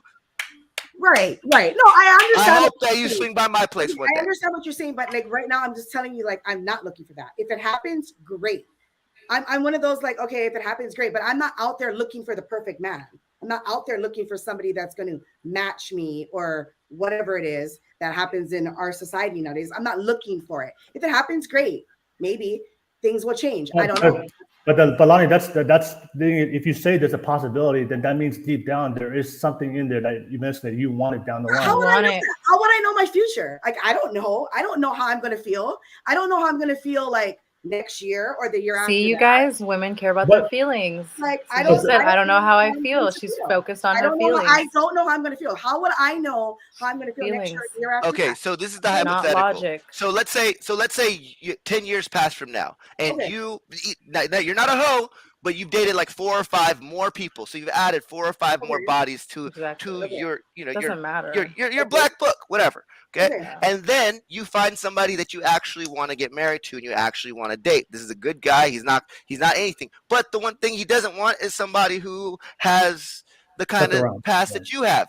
He said, hey, I'm okay with the divorce, but it's what you did after the divorce that kind of sketchy to me. How would you feel about that? And then if you, let's say a young lady was starting to go through the things that you went through, would you then give her the advice to, hey, you need to chill out because this is what happened to me? Or are you going to slay, girl, slay? Because the problem is with men, we give each other warnings. Don't go over there. That girl's treacherous. Don't have babies out of wedlock because child support. You don't want to get beat by this woman. Don't. I even told my ex-wife's new husband, hey, that girl will hit you eventually. Because we are men, we realize that we make mistakes. We realize and we try to correct the behavior. So my thing is that if you're not willing to correct your own behavior, to get what you want? Are you willing to tell somebody else who you know for a fact that they want what you have, what you can achieve? You have the knowledge. Would you tell them, or would you say, "Slay, girl, slay"? That's the question. Lani, can I ask Let Lani respond. Go ahead, Lani. Go ahead. In my opinion, that's their life. That's what they choose. I'm not going to go out and preach to anybody how they should live their life. I don't do that. I don't go out and in this scenario, they're asking for your question. They're asking for your opinion. So in this scenario, you're not. This is not one of those. You're preaching to the. Okay. No. If that comes, if 10 years from now, that's my consequence. What I do is my consequence. What decisions I make, consequences, that's my consequence. I'm willing to take the consequence if that's what you're asking me. If you're asking me 10 years from now, nobody wants me because, I slept with 5 more people. Oh, well, that was my consequence. That was the choice that I made. No. I understand. You're a strong woman. That was never the question. We know that you could live by yourself. You've already proved that. You've already said that you can be happy. That was never my question. My question is, how are you going to help the young lady that is making the decision, even though you know that the outcome of this decision that she's going to make right now would ruin her ability or shorten the chances of her getting what she wanted? Would you say, "Hey, slay girl," or would you sit her down and go, "Hey, these are your options. You can do this, but P. Diddy is not going to date you if you do. Or sorry, he will date you, but he will not marry you if you do." You see what I'm saying? He'll fuck you. I get it. He'll fuck you. I get it. I'll fuck you, but I'm not marrying anybody. You know what I mean? You see what I'm saying? It's also the individual's experience. What was her experience at the time? If she's at my age now and I'm over here 20 years from now, what was her experience? What did she go through? Did she go through what I went through? This is a young lady. This is a young lady. She's trying to make the decision to be promiscuous. She's like, "Hey, I want to go get dick down at USC by the football team. But I also want a 6-figure man, 6'6" and 6", which is what everybody's been preaching. They think that's for some reason 6 inches is huge. It's great. But so that's what they want. So it's weird. So I'm saying, because you've lived through the experience. You have. She's about to make her decision. Would you tell her the consequences? Would you give her sound advice, or would you just let her live her life, or just pat her on the back, or even push her in the direction you did? I'm gonna give her sound advice, but I don't know what the result is because I'm not there yet. I don't know yet. I don't know what the result is. She's not gonna tell you the answer. It depends on how a person ultimately. That is my answer. My answer is I'm saying she's not gonna tell you the answer he wants. I don't know exactly what it's gonna be like because I'm not there yet. You guys are expecting me to give you an answer for my future, but I don't know. Okay, I'm gonna tell you this way. If my son goes, "Hey, I want to marry a woman who is from Missouri and she has a child by another man," I'm gonna tell him that's a dumb decision, and then I'm going to break down all the reasons why those are dumb decisions. Now, if he still wants to do it after this, I will accept his decision. I will love him. I'm not going to shame him for his said decision. But you don't come to me asking for advice and expect me to give you the worst advice possible as a man. That's what we're going to get. Palofesa, help us, please. Palofesa, I'll come back to you. I just want to finish this conversation. Now, Lani, y'all are missing the point. Before I add on, real quick, I want to add on. Let me get everybody involved. Sarah, anything you want to add on to this conversation? Go ahead. Well, I mean, this is a slightly off topic, but I do want to kind of point out something that is happening here that I think should be addressed, is that we've already kind of mentioned before that we want women to be more feminine and be less masculine, but feminine women are emotional. We operate from our emotions. We get heated, we get emotional. That's part of being a feminine woman. So if you want women to be more feminine and not more masculine, you kind of have to embrace when we do get emotional. If we do get emotional about things, like, you got to embrace that it comes with the territory. I mean, that it just is what it is. So, and I understand, like, Will, I love the show, but the idea of like facts over feelings, that's a very masculine idea. And Will, you're masculine, so obviously, like, you have the structure of the show. So that's your point, the part of what we do here. But if we're going to have men and women and we're going to discuss these things, we also have to accept the fact that we see these things differently. Women are going to get we're going to operate from our emotions and our feelings. That's what's going to happen. And You know, it's not like the logic is wrong and it's not the feelings are wrong. Neither is wrong. Like it's both valuable, but I think we also have to honor when some people are in their emotions or when some people are doing logics and facts. And I think I just wanted to note that, because you can't have it both ways. You can't have women be feminine, So but then Sarah, shame them for being feminine. Okay. Go ahead. Go ahead, Mhoop. Thank you, Sarah. Go ahead, Mhoop. Go ahead.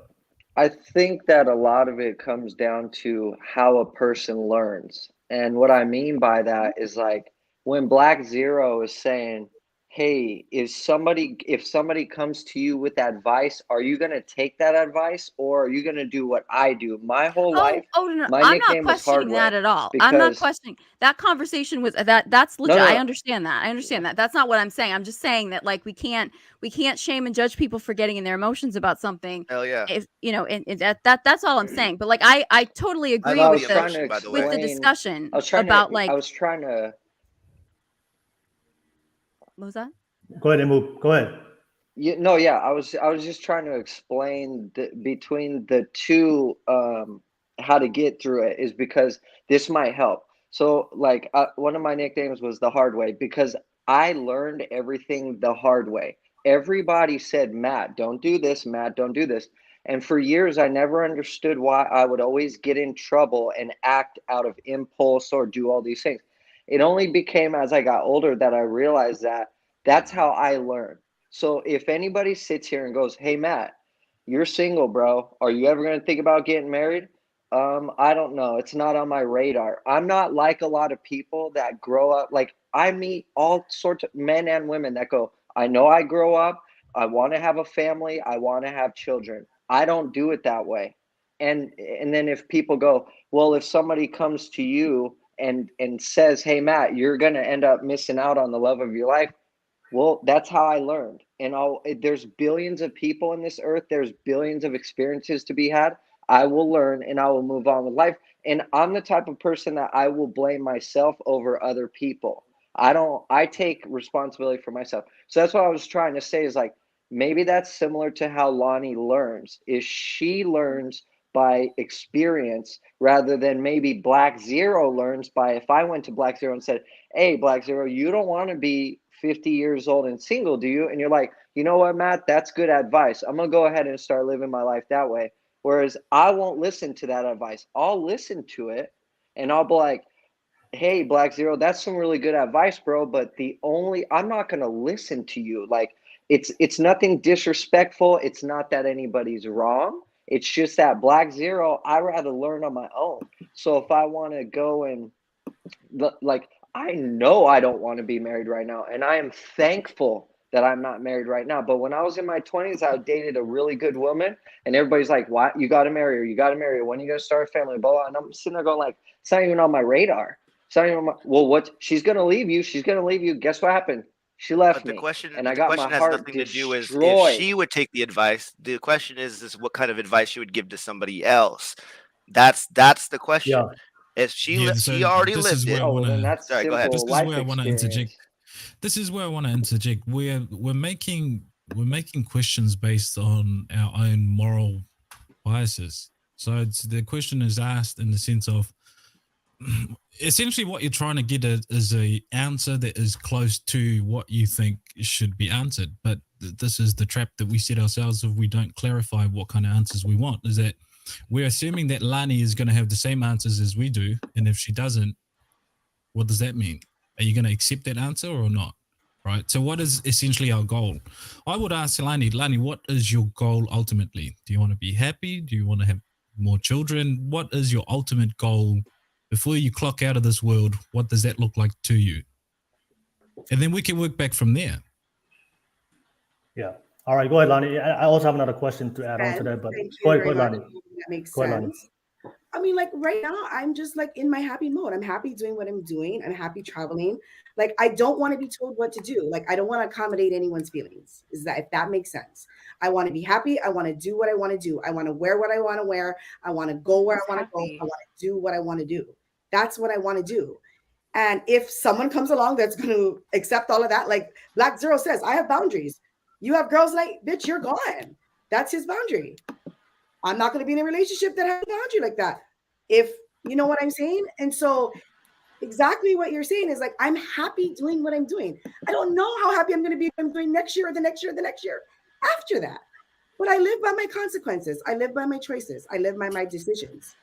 So then my next question, my next question would be then, will you ever be willing to compromise with say a man, and what kind of quality does that man have to bring to the table for you to be able to compromise, if you ever consider compromising with a man at all? I do. I mean, I would consider compromising, but I mean, there's a lot of things. There's a lot of qualities. There's a lot of. What would he have to bring to the table? Yeah, I have high standards. First of all, yes, I have a job. We'll start there. And I'm not. That's not even. Oh, I love how that's a high standard nowadays. Like that's like, hey, you have to have a job. No, it's not that Come that's on. a high. Sorry, no, guys, I'm come on. not judging. I'm not judging. I'm simply saying that that's just so crazy that one of the standards is to have a job. I completely think that that's crazy because I'm sitting there going like, But that's not a this is man's. the That's not a problem. man's If fault. men were more masculine, most men would have a fucking job. She gets to choose Look, before them. So before What we do you mean deviate it's not a far man's away, fault? look, If you're guys, capable of working, you well, it's not. That's not a hard thing for me to find as a man who has a job, as I don't entertain men who don't have jobs.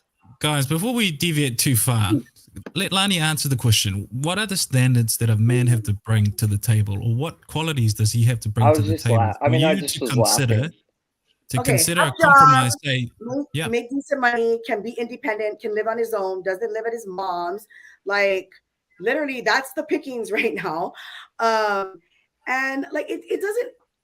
My top 3 things would be like have a sense of humor, like can deal with me. I'm hard to deal with, but I'm willing to compromise. I'm willing to compromise, but I'm hard to deal with because I'm very strong in what I do.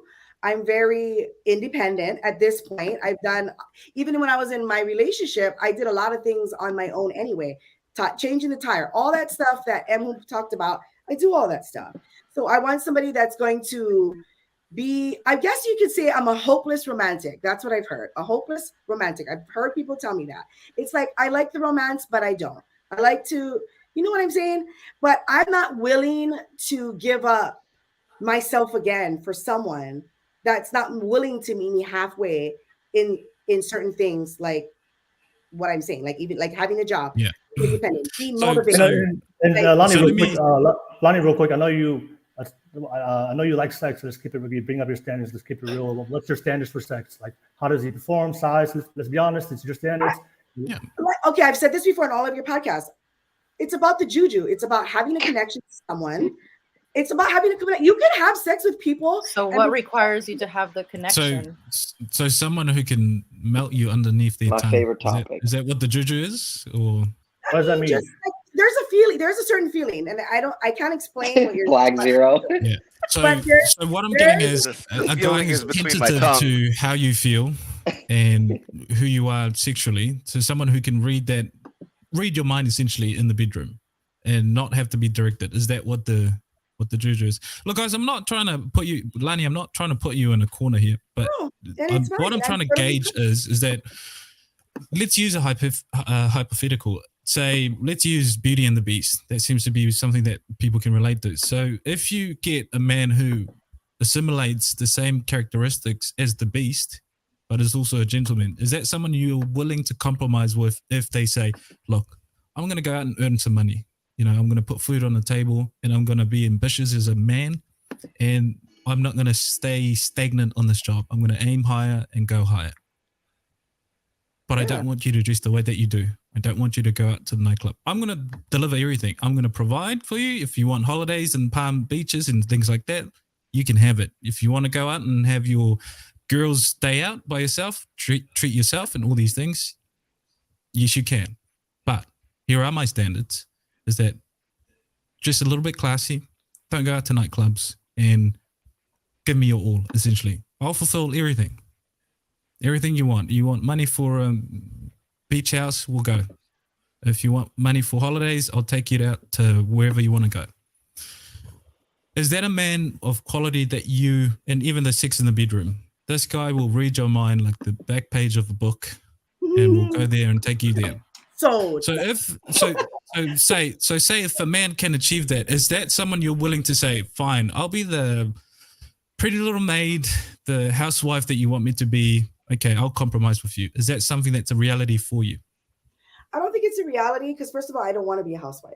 Like, I like to work. I'm a hustler. I hustle my whole life. But this is what I'm saying. If a man is able to walk into your life, yeah. If I can still work, or I'm not going to 100% depend on a man. If that's where we're going. Yeah. So here would be the thing. Okay, look, you don't have to ever worry about working. It's an option. You can either choose to go work or not. But I'm going to provide everything in the sense of financial gain. What's my insurance if it doesn't work out? How am I going to? Where's my money going then? Like, how do I survive then if I agree to this contract? You know what I mean? Like, I don't want to lose my independence on work, for example. So what I'm trying to get is, by thinking like that, you're already 1 foot out the door already. You've got the perfect, describe the perfect man. Yeah. However, you still got 1 foot out the door. Okay. Right. Well, I was in a relationship where I was that way, and then I got fucked, and then I was fucked out of everything. So was he the same? Why is he responsible for other men? Can I? Okay, no, sorry. Can I ask what quality of the man you were with that you gave all of this to?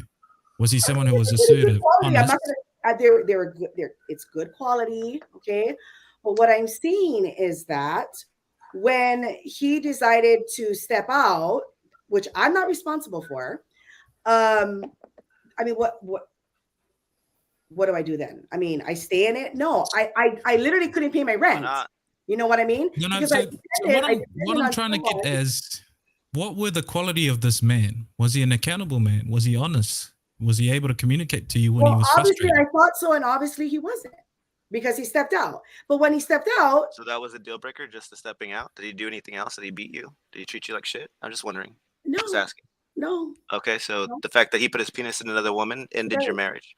It made you work twice as harder than you're working now. It put you in a position to where now you're sexually active. It put you in a position to where, just because you decided to, instead of working on your marriage, because this is what men do in some way. I'm not saying that that's the truth, but that's what the argument is. I'm just saying facts. You decided to just say, hey, I want to choose the harder road of working by myself. Did you have children? Do you have children with this man? Yes. Okay, so then now comes the trauma of the children, because it doesn't matter what you say. Children go through trauma when their parents break up. So all of this stuff happened, and yeah, we can blame him, and you can say, hey, his actions deserve consequences. But the consequences are, I mean, the fact of the matter is that you chose to leave. You chose the life that you have now. And now that you're not, and now, but hold on. And now that you have one guy who burned you, you're treating every man like they're gonna burn you. No, so these are just the facts of the case. You know how you had a boundary of like, girls night? Well, I have a boundary of my man's not fucking. That was before we got married. Right. That was before we got married. Okay, but that is my boundary. I'm not going to be with somebody that's fucking someone else. I'm sorry. Totally fine. What if he likes sex as much as you? That's not what I'm doing. What if he likes sex as much as you do? Oh, well, that's good. Well, he can fuck me and not fuck the neighbor. But men, what if he wants to fuck a bunch of other people? You know what? That's not acceptable to me. That someone that's sleeping with me is sleeping with someone else. If I'm in a committed relationship, that's not okay with me. So now it's put you in the streets and been with a bunch of non-committed men, and like I wasn't in the streets. That's what I was getting at. That's what I was getting at. Like it's just awkward to me. Like it's weird to me to be like, hey, I'm gonna end my relationship because this man fucked another woman, but yet you are now sleeping with multiple men that fuck other women. So yeah, that's why I don't know. I never said I was sleeping with multiple men. First of all, okay, I'm sorry. But you've slept with more than one man since your divorce. Said that. You've slept with more than one man since your divorce. You're putting things into my mouth and you're making judgments on me that you don't know. We don't have to. I'm sorry, your Instagram's full of your titties. Your Instagram is full of your bikini photos. That's none of your business. That's what it's on public. Put it on the present. Put it on the present. Let me finish this off. Hey, Lani, look, what I was trying to get to with the hypothetical is, if you are going to even, can you have some respect? We're on a fucking podcast. Can you? Please. Let me step in real quick. You know about when you shouldn't be. You know fucking nothing about me. You're showing who you are right now. Guys, I don't want to mute. Let's not mute everybody. At the end of the day, I'm gonna read some live. Let me leave some live chats real quick. I'll definitely come back. At the end of the day, let's move on to the next topic. But like I said, whether we agree or This is what's disagree, going to get the views right here. that's okay. All right. Let me read some comments real quick. At the end of the day, I see Freddie Vasco, Drolix on the live chat. He said, those aren't really high standards. No worries. Thank you so much. TMZ Carol on the live chat said the popcorn with the wine. Okay. All right. You guys are having some great podcasts tonight. Daniel Peter on the live chat said, loser mentality that really messed up the dating game. If men really told women like MK Lani how we think, when she talks, she would put more effort to self-improve for better outcomes. All right, no worries. Thank you for sharing on the live chat. Drolix on the live chat said, Kevin Samuels talked about this too. Men must pay for the sins of their past partners. They can't fathom a fresh start with every man. All right, no worries. And of course, and then Joe, I see Joe in the live chat, just enjoying this content. He said, this is gold. All right, no worries. All right, appreciate that. But yeah, that's pretty much. Thank you very much in the live chat. I appreciate you guys watching this for right now. But I want to, at the end of the day, like let's finish up this topic real quick. But let's not bring up the personal experiences. Let's just talk about the topic at hand. What do we agree, disagree? So at the end of the day, we can agree, disagree on the topic. So the conversation that we brought up before, and we just get everybody's final thoughts. Taniela didn't answer the question though, because he came on late. So why don't we let him answer the question? Okay. All right. I mean, what question are you talking about? The original question, the original topic of the show. He never answered it. Yeah, you didn't come here on time, so answer the question. Yeah. He came a little late. Where's my light? I can answer the question. Answer the question. Now we'll definitely, Diana just jumps on and whatever topic we're discussing, he just jumps on and be part of it. I mean, the ultimate. I mean, at the end of the day, we're having conversations about modern dating culture today, right? Is it who's responsible, men and women? That's the original conversation. Now, the topic that we were discussing with Lani was the point that she brought up. When women have, there's a lot of women out there, modern women. I'm just talking about the modern women in general. They say that I can have sex and have no feelings. What the data and the research says about those types of women, usually women who say those things, it just means that they've had multiple sexual partners, because usually women who are very inexperienced within their feminine, they're usually going to just bond to the man they have sex with in the beginning for the first person. Usually what happens is when women tend to have multiple sexual partners, I think Milagros brought it up, it was 5, they tend to lose their ability to pair bond and be able to be in a relationship with a man. And, just 5 sexual partners, not any. Yeah, just 5. Yeah, just 5. Drops your happiness level. Remember, you're listening to a woman right now. She's talking all about her happiness and all about where she's going to be at. Just her happiness drops to less than 20% after 10 years. Yeah, 10 years goes by fast, and like by that time, where's your value at? You're not young anymore, so you're not going to have this whole array of men waiting for you if you want to leave. Yeah. So that's what the study is saying, that when women tend to have multiple sexual partners, usually at 5. Once over 5, they lose the ability most to bond. And sometimes I have conversation with women on this podcast before, like Danielle was bringing it up. At the end of the day, if you want a relationship, both parties have to bring something to the table, and they both have to get what they want, and then we have to compromise.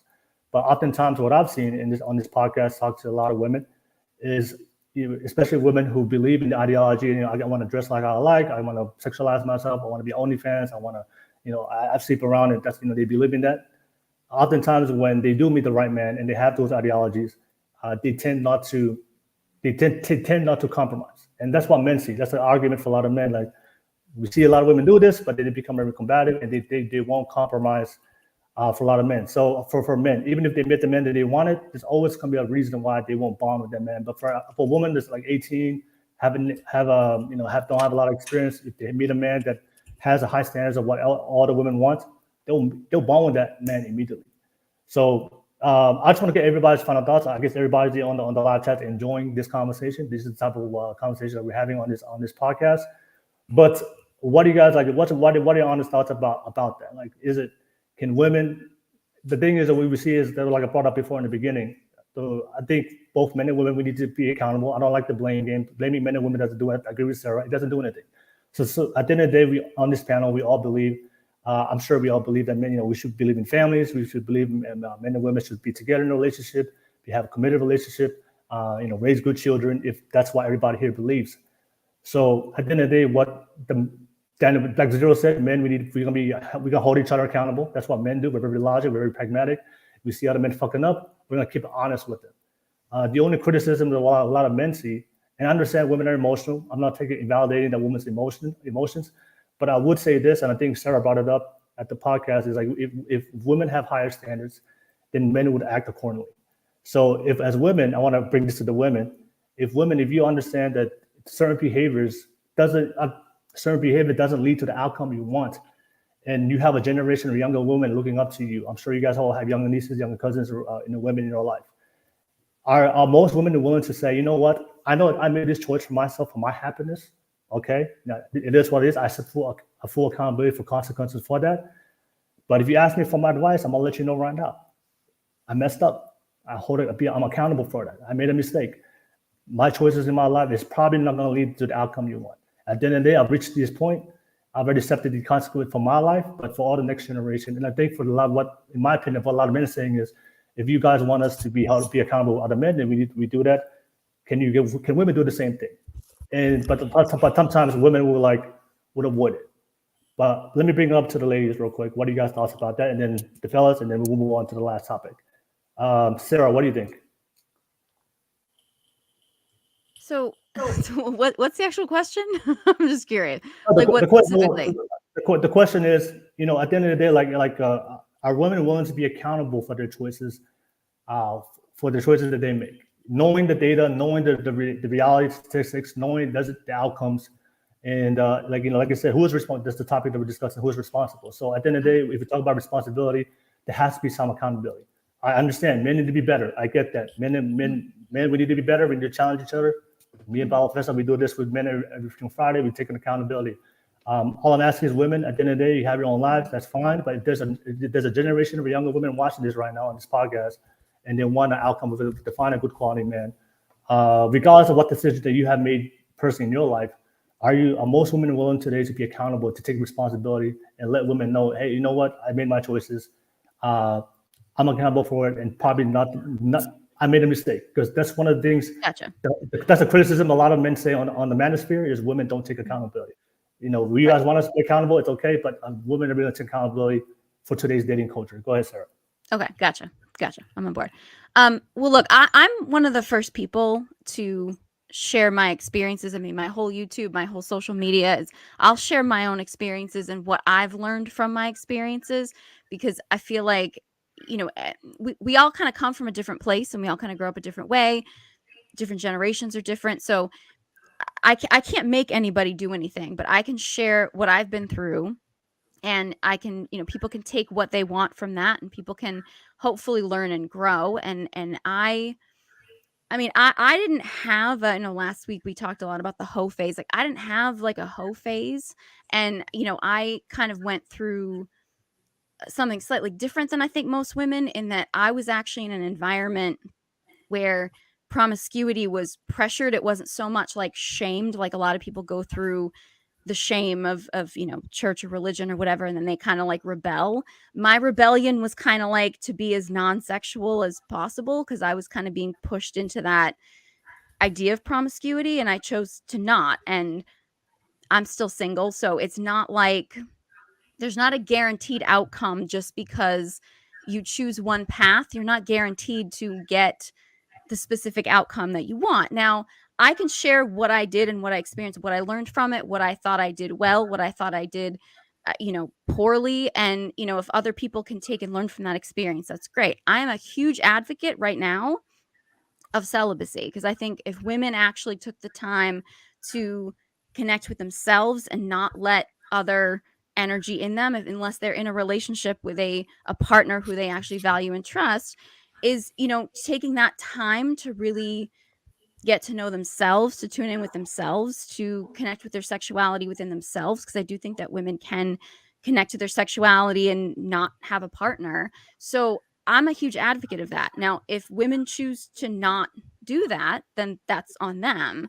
But, I can share what I've learned in my experience and what I do, what I think is the right path. But, it's up to other people to take that lesson or not. I do think that we do have a culture, and I know we certainly did when I was younger, and maybe it was just the environment that I was in, but there was almost a culture of there's something wrong with a woman if she does catch feelings for a man. Like it's almost like it's like a mental illness or something. It's just like, oh my God, I hear women all the time like, oh, I wish I didn't catch feelings for a guy. And I'm like, you know that you're supposed to, right? Like that's like a thing that's supposed to happen.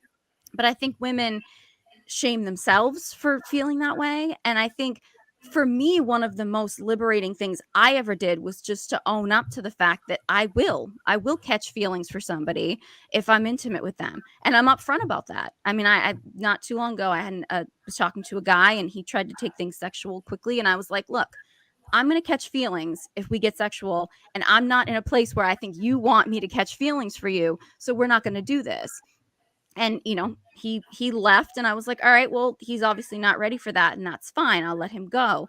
But it's when you do that, it's when you actually own up to, okay, this is what I want. Now, what I want might be different than what Lani wants. So, and that's okay because we're two different people. But like, as long as you own what it is that you want, you own what it is that you have as a goal, what you want right now, what you want for your future. Right. It doesn't necessarily mean that thing's going to show up immediately, but if you own yourself and you own what you want, and then you try to make the best decisions you can with the information that you have in that moment, then, I mean, that's really all we can do. And we also can't, like, I can't go back in time and change my mistakes. I can say, okay, who am I now? And what can I do now to heal and to be better? But I also shaming myself for anyone shaming themselves for what the choices they made in the past that were probably just the best choices they thought they could make at the time, it doesn't really help. Like it really helps to say, okay, where am I now? What have I been through? How do I move forward from here? So that would just be my best advice. Okay. All right. No worries. Sarah, thank you for sharing. Let me pass it to you, Milagros. Milagros, like the same question, like, you know, like women is being accountable. I know we all have experiences, and like a woman willing to be accountable to hold not only yourself but other women accountable for, especially for the younger generation. What do you think? I think a big feminine trait that is underlooked, and always, you know, we always talk about vulnerability. We're the vulnerable race, so I think to be vulnerable and be accountable for what happened in your youth. I'm 29. I'm not married. I don't have any children. I would not advise this lifestyle for anyone. But to the society perspective, looking into my life, I have it all. I have my own. I run my own business. I run my own hours. I live in California. Like all of this looks good to the boss babe mentality, feminist, you know, glasses that you're wearing. But in reality, I am truly unhappy, and I would not want that for any woman. And holy shit! I just have never, ever, ever heard a woman say that shit out loud. You know what? Like, thank That's you. a different breed right there. Yeah, I know. I'm attracted right now. I like your Doma glasses, by the way. Thank you. I've done nails for we're almost pushing to 8 years now. So that means I've held the hands of many women for, you know, an hour at a time. I started at Lowe's Salon. Now I own my own thing. So I've always had a different age range, different people from different walks of life. And it just seems like every woman's problem would be solved by a very strong man. And it seems like all they talk about is wanting a man, or they say, I don't need a man. If you don't need a man, why are you talking about it? So I think my perspective when I was younger was I need to be I need to climb this ladder. I need to make this much money. And I think that's what my friends show me like their Tinder, and like if you go on a girl's Tinder, like a lot of the time they'll post their like career or like what they do. And it's almost like a guy doesn't care about that. They're just looking at your picture. And then they want to see your character, if you have any loyal characteristics, integrity, all of that stuff. All of this career stuff and this mentality of like, I can do it on my own. We can be a team. We're like, what's that movie with Brad Pitt and Angelina Jolie? Mr. and Mrs. Smith. Like they want to be a Mr. and Mrs. Smith. And it's like, no, like in reality, you don't want to be that. I was there. I was in an equal relationship for almost 5 years. Like you don't want to be there. Women want to be led. And I know they do, because in the end of the day, like statistics are showing us we're unhappier than any of the women in our past. And we were more oppressed in the past. But like, why are we unhappier? We have more access to our freedom, right? So if we're more free and we have we're less suppressed. So then why are we so unhappy? It just, I don't know. It all comes down to like human biology. Like we're not meant to be doing this, to be acting like men. And if we just tapped into our feminine, which is our vulnerability, which is all of this good stuff that is good for us that men love, but if we learn to control it and allow the men around us to help us control it, because the men that love you will save you from yourself. I would advise that to women. I think for my younger self, looking at my younger self, I would ask her to please start talking to her dad and her brother about the men that she's seeing, because when it took one trip after being with this man for 4+ years, one trip to see my brother in Pennsylvania, laid down like the basics, the foundation of our relationship, and for him to tear down this man that I completely took the love goggles off when I got home after my brother explained the kind of man that he is based on his actions, because I was focused on my feeling of being in love. And so that's what I would tell young women. I tell young women to, like, please actually have the conversation before you start having sex. Like, and I think I said that last time too, what Sarah just said, like, explain to them, I'm going to get attached. Like, you want a stage 5 clinger? Get ready.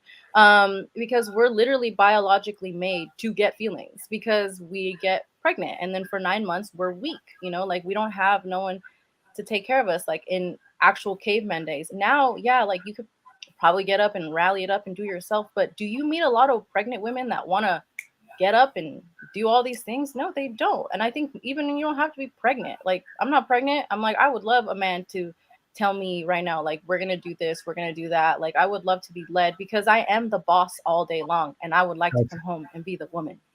All right. So no worries. Thank you so much, Milagros. And I see Adam Francisco in the live chat with the super chat donation. He said, love miracles in Spanish, chuca guapa, and patriot. Hey, shout out to you. Thank you so much for the super chat donation. I appreciate you, Adam Francisco, for being on here. Shout out to you. Bring it to you, Lani, and I'll bring it back to the fellas. Lani, same question. At the end of the day, as women, I know you have women who are watching this conversation, about accountability for your choices and how you extend that to women. What do you think, Lani?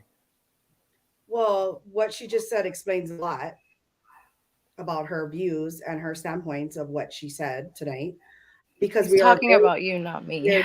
We're in very different situations. So I'm going to agree with Sarah when she says people come from different experiences. People have different things happen to them. People learn differently, like Mhoop said. So you can't judge someone or put someone in a box based on what you see or what you hear. That's my experience. Somebody's not going to come and tell me about my own experience and what I felt and how I should feel and how I should feel in 10 years and what I should do in 10 years. Accountability, yes, I take accountability 150,000% for my choices, decisions, and consequences. But it doesn't make me any better or any worse than anyone else. It doesn't make me a shitty person because I feel this way about this. It doesn't make me a shitty person because I'm sitting here talking on this podcast on this topic. So yes, I'm going to agree with a lot of what Sarah said about our choices, our experiences, and what we go through makes us who we are. And so why should I not be able to live who the fuck I am? Because this is who I am. You don't like it? Oh, well, I don't give a shit. I'm not telling you how to live. I'm not telling you you made mistakes 5 years ago, 10 years ago, and you're going to make mistakes 10 years from now. That's your life. We're here debating. We're here talking about a topic. That's it. Okay. All right. No worries. Thank you so much. Thank you for sharing that, MK Lani. Before I pass it to the fellas, and the fellas, you guys can go ahead. I just wanted to break this down for everybody that's watching this right now, and for the ladies. Obviously, we're talking about responsibility. Obviously, there's a lot of women out there who are upset. They don't like the current status of the dating market. They don't like situationships. They don't like hookup culture. They don't like casual sex. They're not getting the outcome and the results they want, right? So we're talking about accountability. What are we going to do as an individual, as people, as a society to change that to get the better outcome we want? One of the things we talked about before, men, like Blackzero said, at the end of the day, as men, we're honest with each other. So at the end of the day, for me, and I think Sarah, you brought up a great point, and I'm just sharing what because I see this with a lot of women. If we're going to hold each other accountable and we want better standards, I think we have to set a standard and we have to draw a line. But oftentimes, what I see for a lot of women is if you know there's a certain behavior it leads to a certain outcome, a lot of times when I hear a lot of women who speak, they won't draw a line. They're like, this is my experience, but if you want to do that, you can do it. You can live whatever you want to do. This is my experience. So if a young woman's looking for direction, I think somebody posted in the live chat, there's a lot of men out here looking for direction. They need a certain direction. They need a clear-cut line. But a lot of times the younger women are doing the same thing. They're looking for direction. A lot of women are going through the whole phase, and they know they're not getting the outcome they want. So they're looking for the older women, but the older women who have probably made those same type of behaviors and choices, they look for them for direction. And a lot of the women are saying, you know what, do whatever you want to do. This is my personal experience. And then for men, but the thing is, like for men, for me, like if Blackzero, Daniela, and Mhoop told me that they wanted to live a fat lifestyle, I'm gonna tell them straight up, no, that's fat. You can't be fucking fat. It's not a good lifestyle. I'm gonna call you a fat piece of shit. There's no positive outcomes with it, right? I'm gonna draw a line. I'm gonna draw a line. You're like, fuck that. You're not gonna be fat. Being fat is not good. It's not good. I don't believe in it. I'm ashamed the fuck out of you. But at the end of the day, I'm gonna communicate in a way men do, right? But I understand for a lot of women, and I agree with Sarah. We understand that accept that women are gonna be emotional, and we have to, as men, we have to improve the way we communicate. But for women talking to other women, at the end of the day, if you know that the fact that the outcome that the certain behaviors that women do today is going to lead to a negative outcome, at some point as a woman, we need more women to step up and draw that line too. That, you know what, I made those choices, but it is not good behavior. It is not a big behavior. At the end of the day, I did what I did. It is what it is, and that's the conversation that we're having now. And that's why Blackzero was so astonished for Milagros saying, he's like, I've never heard a woman take accountability for their life. And that's one of the criticisms a lot of men have on this panel. But that's what a lot of men are saying is that's what we see in the modern dating world. And if more women would be accountable and communicate in the way, not how men do, but communicate in a way where women will understand, and we understand from an emotional standpoint, maybe there's going to be a better option or very better outcome. But if we just live, do what you do, I'm going to do what I do for my happiness. There's no set boundaries. There's no set, you want to draw a line of where we stand. And then that's when this conversation gets lost. So I just want to put out there, because I know some of the people in the live chat, that's what they're looking for. But I'm gonna pass it to the fellas. I just want to add that on to the conversation, not only for you guys, but for the women as well. But let me pass it to the fellas. What do you guys think about it? You heard what the women say, talking about accountability. For a lot of women out there, talking about dating culture. What are your thoughts about that? I'll start with you, Blackzero. Go ahead. Okay, I wrote this down because this is what I tell my daughter when because I have 3 daughters and 2 sons, and I teach my sons how to treat women, and I also teach my sons that you can't be begging anybody for anything. Okay, so that's another conversation. We're not talking about that right now, but this is what I tell my daughters. I tell them that when they're born with a chest full of gold, copper, and silver. Okay. As they get older, the more people that they hand out these pieces of gold to, the less gold that they have to spend on their family. Sooner or later, their gold will run out, and they'll have to start using their silver. And when that silver runs out, they're going to have to use their copper. And when their copper runs out, that's it. You don't have anything else. Now, I know this sounds like a weird analogy, but I'm not telling women that they should not have sex with people. That's not what I'm saying. I'm saying that every time you lay down with a man, you're not only are you putting yourself at risk for pregnancy, not only are you putting yourself at risk for any type of disease, but also you're giving them a piece of yourself. You're giving them something that's so precious.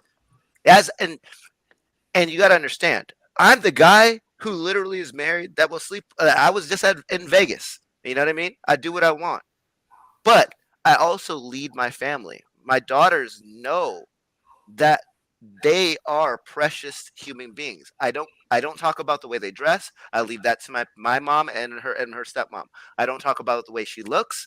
The only thing I compliment or say anything about is when we have our educational talks. I don't even go into like their organs and stuff like that. My mom has books for that. We sit down, we have a book. She does all that stuff. But when it comes down to how men and women interact, that is me. That is my job. Because I know who I am. I know how everybody thinks. I know how precious a woman can be who waits, who stays in her feminine, who doesn't take shit from people, who doesn't let people cross their boundaries, and for somebody who holds family higher than they hold their own education. I know that sounds like, oh, I shouldn't say that. But when a woman holds their family higher than they hold their own education, that means that woman will literally do anything for their child. That means that you're not worried about them drowning your child in a pool when just because they have a certain, when a woman has give birth, they have the depression and stuff that goes up. You're not worried about that kind of stuff. So that's just the conversation that how I talk to my daughters and tell them about themselves, that everything that they have is precious. They're not any less of a person if they decide to give those coins out, but it's less that they can spend on their family when they actually get that. Because I've asked my kids, what is their end goal? And their end goal right now is they want to get up. When they grow up, they want to have a family. That goes for my guys and girls. So as a man, I will be doing what I'm sorry, what's your name, Milagros? I wish I said that right. I hope I didn't butcher that. But the beautiful woman Milagros said she took her boyfriend to her family, and they dissected that dude in 5 minutes. We know, guys know who the predators are. We can smell them. Or the weak men are. And we know, especially, and you know what? Both. I don't care what anybody says. A weak man is a dangerous man. Yeah, and a weak man is a dangerous he could man put to me you. in danger by not protecting me. Not only not protecting you, but if you hurt that man's feelings, a weak man will lash out in a harsh way. A strong man will look at you and go, I'm not dealing with your ass right now, and walk away. Or the opposite, he could just keep taking it, and I could just keep continuing that attitude and that behavior, and I could stick around. But like, does that actually make me happy to have a man that I can just push around? Nope. No, I don't know. I don't know any woman Jordan like that. Peterson makes a good point on that when he says that a good man is a man who's a monster inside and knows how to control it. Exactly. Yeah. Exactly. All right, no worries. Oh, okay. All right. Did you want to add on? I'm sorry, like if I cut you off. Final thoughts? Did you want to add on to that? Okay. I was just saying that's the conversation that I have with my daughter. It's not very explicit. It's not anything that's too sexual. But I just want to let them know that they are precious, they are loved, and they have a bunch of Samoan and Black men who know how to fight, who are in positions of power, and who also keep themselves in shape to make sure that when they bring somebody along, not only are they going to be vetted very, very well, but if, let's say, they get hurt in any way, we are able to protect them. I don't understand about these guys getting phone calls from their daughter. Oh, he hit me, and then you're not doing anything about it. You guys are weak. Yeah.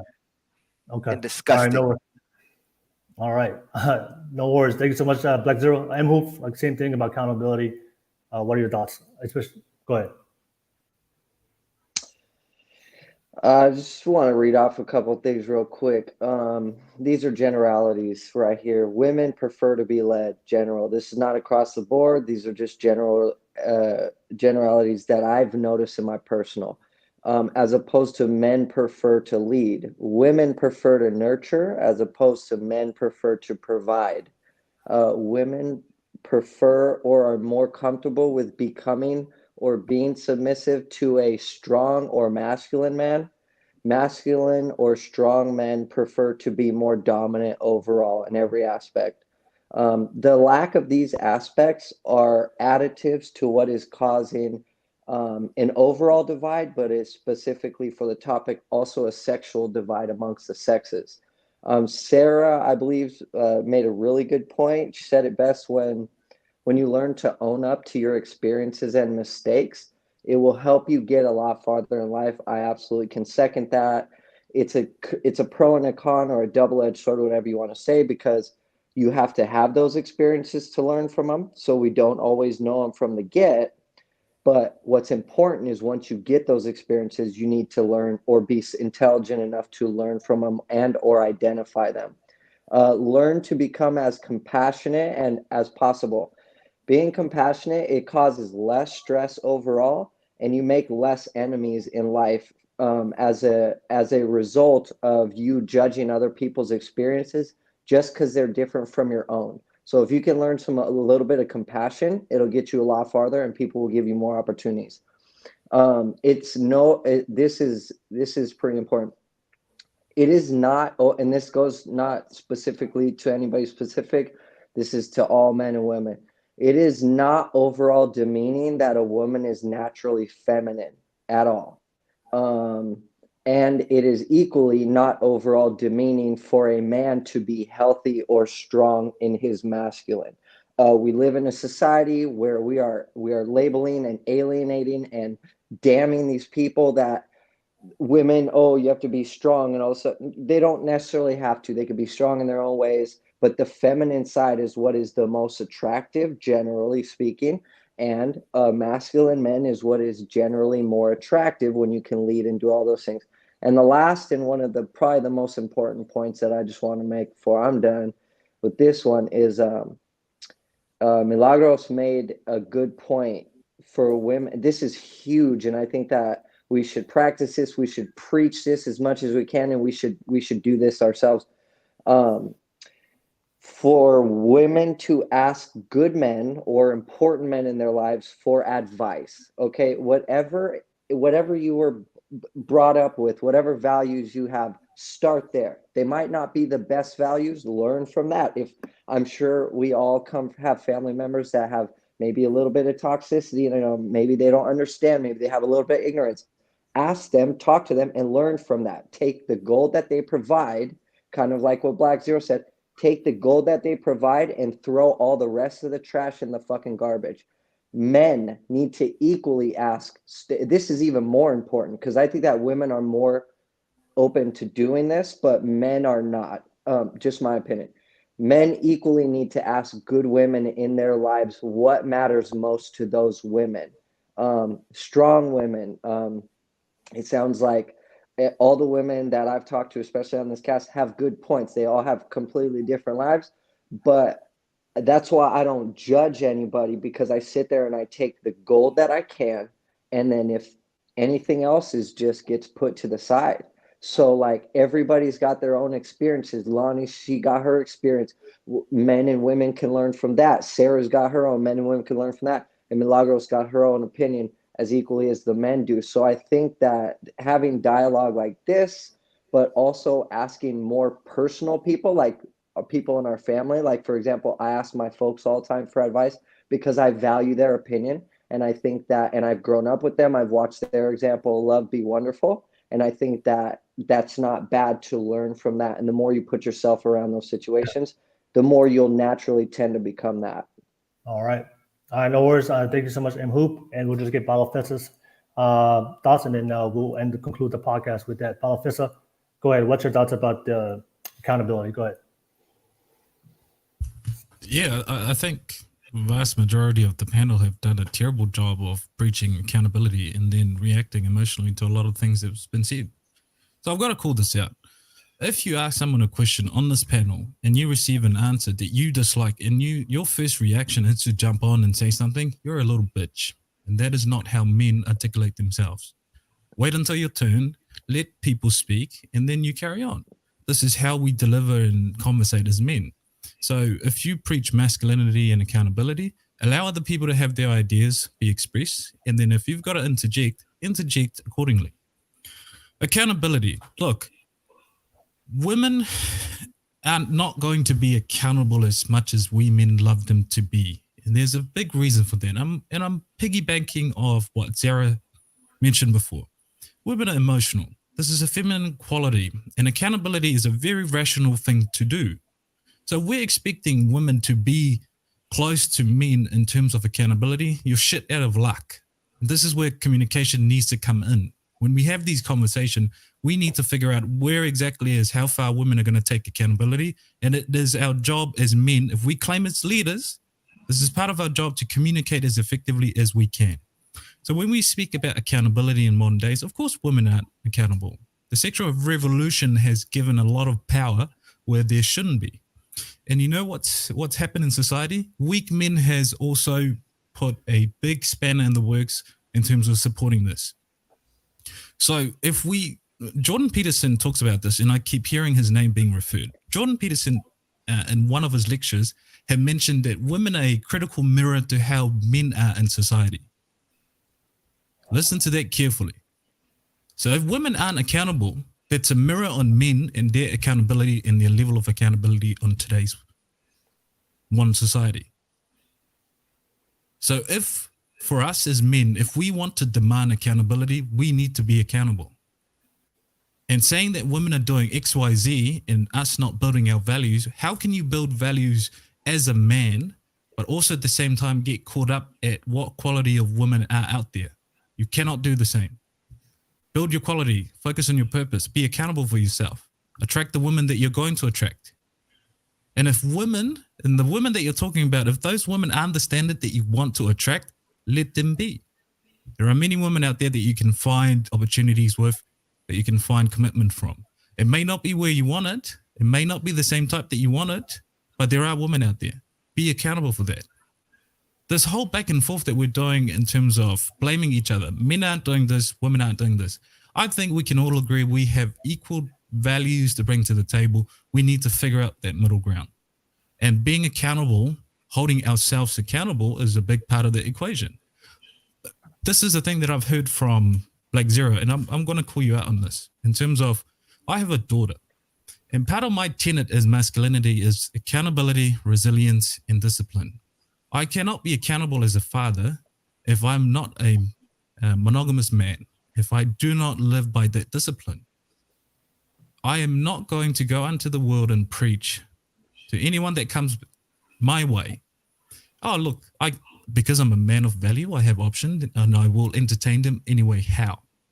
And then go to my daughter and say, look, you've got to pick a good man, a good, strong man who's going to commit to you, and then be at some level of emotional toll when your daughter ends up with someone who emulates your quality but at a worse rate. So for me, in order for me to optimize my daughter's best option in life, I need to be a man of values. And those values are as what I've described before. So look, this whole thing has blown out of proportion, but I will hold men accountable as much as I hold women accountable. But it seems like what I'm hearing is that, yes, women are accountable, but the men aren't doing the same. We are not being accountable. We're not holding each other accountable. Look, you're a terrible man. You need to fix your life up. Be of value. Bring some value to the table. You cannot blame women for everything that has gone wrong in your life. Women are not attracted to you because you have not built values. If you're a man of values, as we talked about, women want leaders. And if the women don't want you, you're not a leader. If you are logical to the point of being accountable, you would figure this out very quickly. However, we say all these things. Yeah, I'm a good man and women don't want that. Why aren't women attracted to you? You know that women want leaders, and yet no woman is attracted to you, and then therefore you point the fingers. The same thing to women. Look, if you want a good, strong man, he's going to have standards, and those standards are usually reserved for himself. So if you sit there as a woman and say, look, I'm going to be free, independent, strong, look, most men who are strong, most men who have values are not going to tolerate that. So if that's a goal of yours to have a good, strong man, you've got to compromise in some areas. And most of those areas is to be reserved for him and him only. So accountability, where does that fall? It falls in everyone. And if I'm answering this question based on what's the idea of the whole podcast in the first place, look, women need to be accountable. Yes, but men also need to step up. We all know there's weak men out there. If you're not part of the 1%, I don't think you worry too much. Women will come to you. But if you're sitting there questioning why you're not attracting women, you need to look inner and consider this word accountability. All right, no worries. Palofesa, appreciate that. Can I say something? He Yeah. He definitely called me out. But I definitely, but I do want to say one thing before I got Lynn. I do want to say that I did not mean for this podcast to come down on you like that, like it did, because I'm just like rethinking about it. And there were a couple of times where we were all, it just seemed like we ganged up on you, and that was not what this is about. And I do want to say that my question that I was asking, I wasn't trying to get you to say the answer that I wanted. I was literally just trying to get you to give a solid answer. Just a yes, a no, or whatever. I wasn't just trying to say, hey, I want you to say what I want you to say. I just wanted to give you the opportunity to say, I would tell her or I wouldn't tell her. That was it. That was all. Okay. And as for my buddy right here who called me out, actually, I 100% agree with him. Do not live my lifestyle. My lifestyle comes with child support. My lifestyle comes with women always trying to throw me in jail every single freaking month because of something that I said some other time. Like, dude, like it is stressful.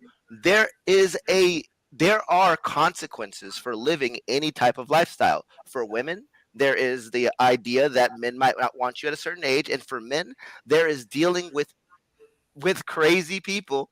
There's paying child support. There's dealing with lawyers. There's all of this other things. So yes, I do want to come on here and say, as much as I am saying that I do certain things, you got to understand, I'm 35 years old. A lot of things that I've done, and a lot of things that I've said I've done, we're all in the past. Like I make this podcast look a certain way, and I definitely do agree and definitely believe in a lot of the things that I say. But when it comes down to it, if you are a man and you are looking for the best woman possible, the idea is not to go to the bar. I've said this on multiple different videos on my TikTok. I've always came out and said that if you live the lifestyle of I want to fuck every bitch, you will be fucked by every bitch in a negative way. So I'm just saying that I just want to make everybody known. I want to make it sure that everybody knows that I do not I might glorify it in what I'm saying, but I'm telling you now, it is not an easy lifestyle to live, and you need to have the money and the patience and the time to deal with the children, to deal with the baby mamas, and to deal with whoever you're with at the same time. If you're not strong enough to do that, do not be a one-woman man. All right, no worries. Thank you so much. Blackzero, Lani, honestly, I saw your hand raised up. Anything you want to respond? Go ahead. No, I was preaching for Taniela's speech there. That was good. I appreciate it. All right, no worries. All right, yeah. I know I wanted to no worries. Yeah, everybody else, any response? I know we all got a chance. Any response to what everybody said, and then we'll conclude the podcast. Blackzero responded. Sarah, Milagros, Mhoop, anything you want to respond real quick? Mhoop? Okay. You guys can call me Blue Pill if you want. All right, no worries. Now, I just want to share this real quick, and this is my final thoughts from the discussion.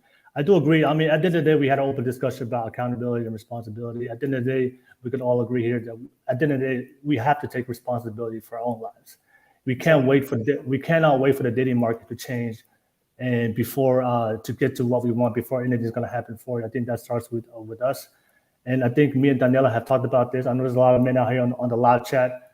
I have to call some of the guys in the live chat real quick. I do see a lot of guys, complaining, especially when the women are talking, oh, women this, women that, women this, women that. At the end of the day, my thoughts on it is when I talk to a lot of men, most men want to be a leader.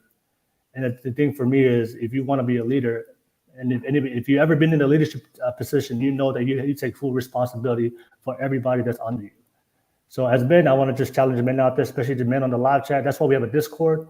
I highly encourage all the men on the Discord to come join the Discord. We have conversation about these things on the Discord. But in my opinion, regardless of what women, what we see on the dating market, and regardless of how women behave, at the end of the day, I do believe as men, if we want to become leaders, that we have to take that responsibility.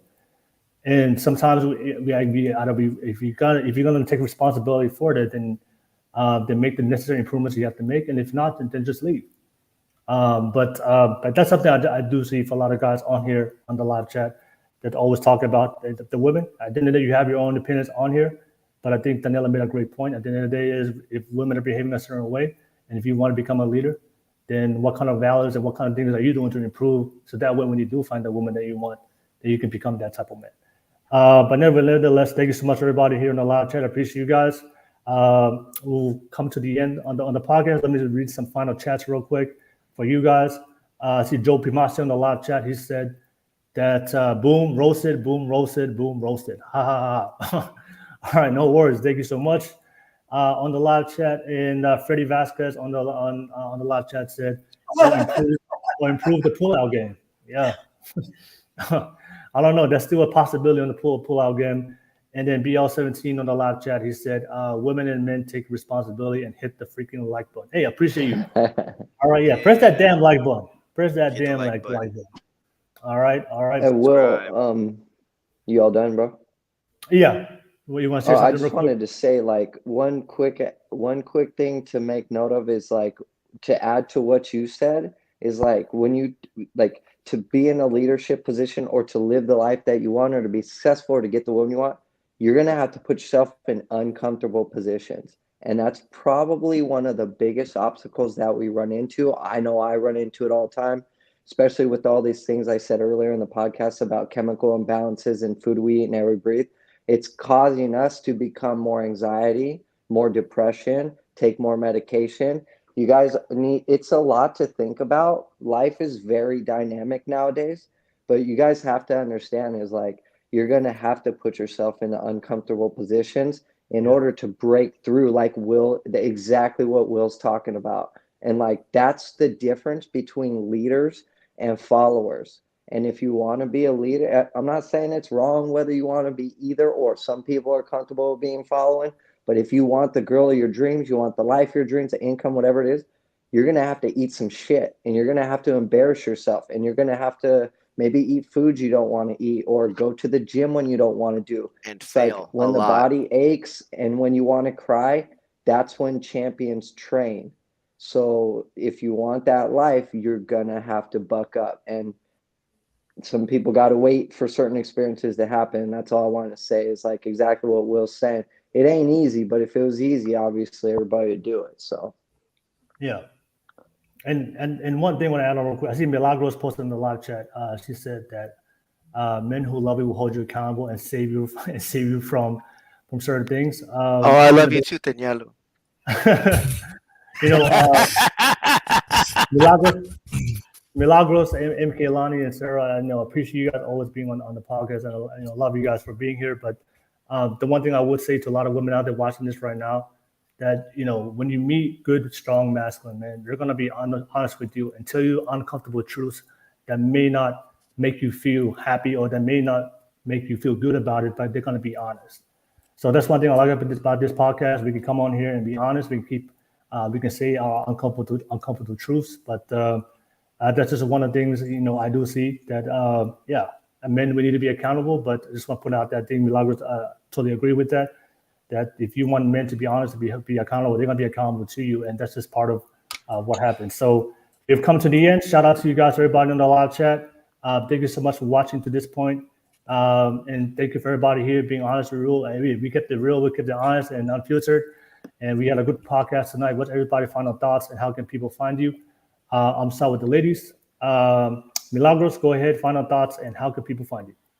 Hey, just same thing as last time. Basically, there's consequences to everything. Learn about your biology as a woman, and men, please learn about female nature so you can hold us accountable, because I think most men don't understand female nature, so unless they understand it, they can't hold us accountable. And my name is Milagros, and I'm Miracles in Spanish on Instagram. All right, no worries. Milagros, thank you so much. Appreciate you. Pass it to you, Sarah. Sarah, final thoughts and how can people find you? Well, yeah, I mean, this has been a really great conversation, and I mean, I agree, disagree with certain things. I don't necessarily. I'll just put it this way. I think it's super, super important if we're talking about the women's perspective. We were just talking a lot about the men's perspective. And I think from a woman's perspective, I really do believe that most women are naturally feminine at their core. And then I think connecting to your feminine energy is your birthright. And I don't think that you should necessarily feel like you have to do it just for a man or, just for a certain life. But I think you should do it for yourself, because I think most women are really going to be at their best overall in every area of their life if they connect to their feminine energy. So, and that includes their feminine intuition, because I do think that women in general are the oracles in relationships. And I think women's intuition and inner wisdom is actually an incredible gift to the world. And it's an incredible gift you can give to yourself and to your partner. So a lot of my content is focused around that. So if you want to check me out on Everyday Starlet on YouTube, I actually do masculine feminine energy breakdowns where I actually show examples of masculine feminine energy dynamics in films. So if you want to check that out, you can check me out there. I am Everyday Starlet on TikTok, and I am at Sarah Blodgett on Instagram. All right, no worries. Definitely check out her channel. I'll definitely drop the link below to support her channel. Thank you so much, Sarah. Thank you. Lani, final thoughts and how can people find you, Lani? I think exactly what you said. Everybody has to take accountability for their own lives and their own consequence. Everybody has their own, like I'm gonna say it again, consequences, decisions. That's on you. The decisions that you make in your life is on you. And if you're gonna give advice, you give it from a place of open mind, and your opinion doesn't necessarily have to be someone else's opinion. And people need to speak their truth, whether they everybody agrees to it or not. And that's what I'm going to continue to do. And that's what I do on my social media, regardless if I'm half naked or not. I speak my truths. And you can find me at FindingMaya808 on Instagram and on TikTok. All right, no worries, Lani. All right, Lani, I always appreciate you having on the podcast. Thank you so much. I'll pass it to the fellas. Mhoop, final thoughts. How can people find you? I think it was good. I can't agree with you more, Sarah. Like, natural feminine energy is like, in my opinion, I think women are probably some of the most beautiful creatures on here. I always joke with women. It's kind of funny. I always go to them like how could women even be attracted to men? We're so awkward, ugly. Our sexual organs are weird. Like, I just be laughing. Speak for yourself, homie. What the fuck? Listen, I'm so sexy, bro. Are you serious? Bro, nah, It's, dude. Because it's the polarity. dude, it's weird, man. Hey, don't let me press this button. I'd be just anyway. So yes, like to me, there's nothing like more attractive than natural feminine beauty, not forced, not obligated, anything like that. So I agree with that. I think it was a great conversation. Once again, Will, I really appreciate the invite. Always looking forward to future fruitful negotiations, and I don't mind getting called out on my own faults too. The more accountability I take, the more it makes me think about my own character and things to work on as a male. With that said, I usually just do Instagram. It's just like my handle, mhoop234 at Instagram. And thanks for having me. I appreciate it. All right, no worries. Thank you so much, Mhoop. I appreciate that. Blackzero, final thoughts, and how can people find you? Yeah, Blackzero _25 on TikTok. That's Blackzero _25, just like you see it on the thing, except for the underscore. And then on Instagram, if you guys want to see my martial arts journey, I do kickboxing and jiu-jitsu and wrestling and pretty much everything that comes out with combat sports. And I also do some weight loss stuff and some cosplay. My last thoughts on this is thank you everybody for joining. If you felt like I went after you a little bit hard, I'm talking to you, Lynn, sorry. I apologize. Was never my intention. I was just asking questions and trying to make, us to get to the real deal, I appreciate everybody who's on this podcast. Thank you, Will, for inviting me. And you know what? I do appreciate my buddy Polo right there, because there's some things that he said that made me want to think about it a little bit. So I appreciate that to everybody. And last thing, I almost forgot. Mela, I can't even pronounce your name. I'm sorry. The pretty lady over there. She actually put a study on differences in female and male sexuality in the chat, and I was reading through it, and there is a lot of good things in here. I'm not going to go through it at all, but I just wanted to say that, hey, I appreciate the fact that she put that in the chat. It was a very, very good read, and I think that everybody else should read it. All right, no worries. Appreciate that, Blackzero. Always welcome to have you on the podcast. Appreciate you. And Palofesa, final thoughts and how can people find you? First of all, don't find me, but if you really must, the Discord link is up. Will has posted it. So, look, my whole ideology around female and male dynamic is a part of why we started the Masculine Mind podcast on every Friday, right? Which is I'm sick of young men finding everything at fault with women instead of focusing on their purpose, what's driving them, and being accountable to themselves.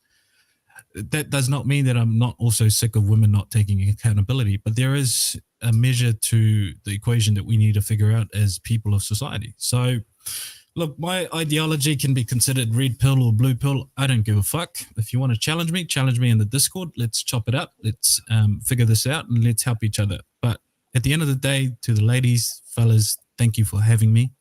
Thank you for sharing your opinion, and thank you for considering some of the things that I might have said, even though they might be uncomfortable to hear. And thank you for the opinions that you put together, because it's like every podcast, I consider these things deeply because it helps me refine either my own ideas or have new ones to consider and go through. So again, to anyone who's watching, if you're a male and you want to attack me or come after me for the things that I've said, if I've got a bad take, join the Discord. Let's have a chat. Let's figure it out. And to anyone else, thank you for giving us your time. always appreciate you guys when you come through from the live chat. Well, always a pleasure to be part of the podcast, and thank you for having me again. All right, no worries. Palofesa, always appreciate having you on. And my final thoughts, real quick. I wanted to drop some knowledge to the fellas out there. I agree with Sarah. I do believe every woman is to their core is feminine, regardless of how independent, how modernized women are. I do believe they're feminine, and I do believe every woman, if they meet the right, strong, masculine man, he will bring out her femininity. So for all the fellas out there, if she's not being feminine to you, you ain't the one. I'm sorry to hate. I'm sorry to bring it to you. If she's not feminine to you, you ain't the one. I'm just gonna drop some real knowledge to you fellas out there. So, anyways, appreciate you guys on the live chat, on the discussions. Appreciate everybody who watched the entire show. Appreciate everybody. Thank you so much. I've dropped the links below for all the panel guests. Definitely support them as well, and don't forget to like and subscribe so you do get notifications when we do go live next time. And ladies and the panel, thank you so much for open conversations. Whether we agree, disagree, I know we got a little heated here tonight, but you guys all know the Coffee God podcast. We're here to have real, unfiltered, and raw conversations. And I mean, if we can't be real with each other, then what's the point of having a conversation? So I really appreciate it. We have different opinions, and we have different views. I understand it. Some things make it personal a little bit, but that's just the nature of having real conversations. We're gonna push the limits. That's the purpose of why we have this conversation. But I appreciate you guys, regardless of how far we push this conversation, just appreciate that we can continue the conversation at the end of the day. But nevertheless, thank you so much, everybody. Have a good night. Panel, men and women, have a good night. I know Lani is still daytime over there, so enjoy your day. Enjoy your daytime, Lani. Bye. But peace out, everybody. Have a good night. Peace. All right.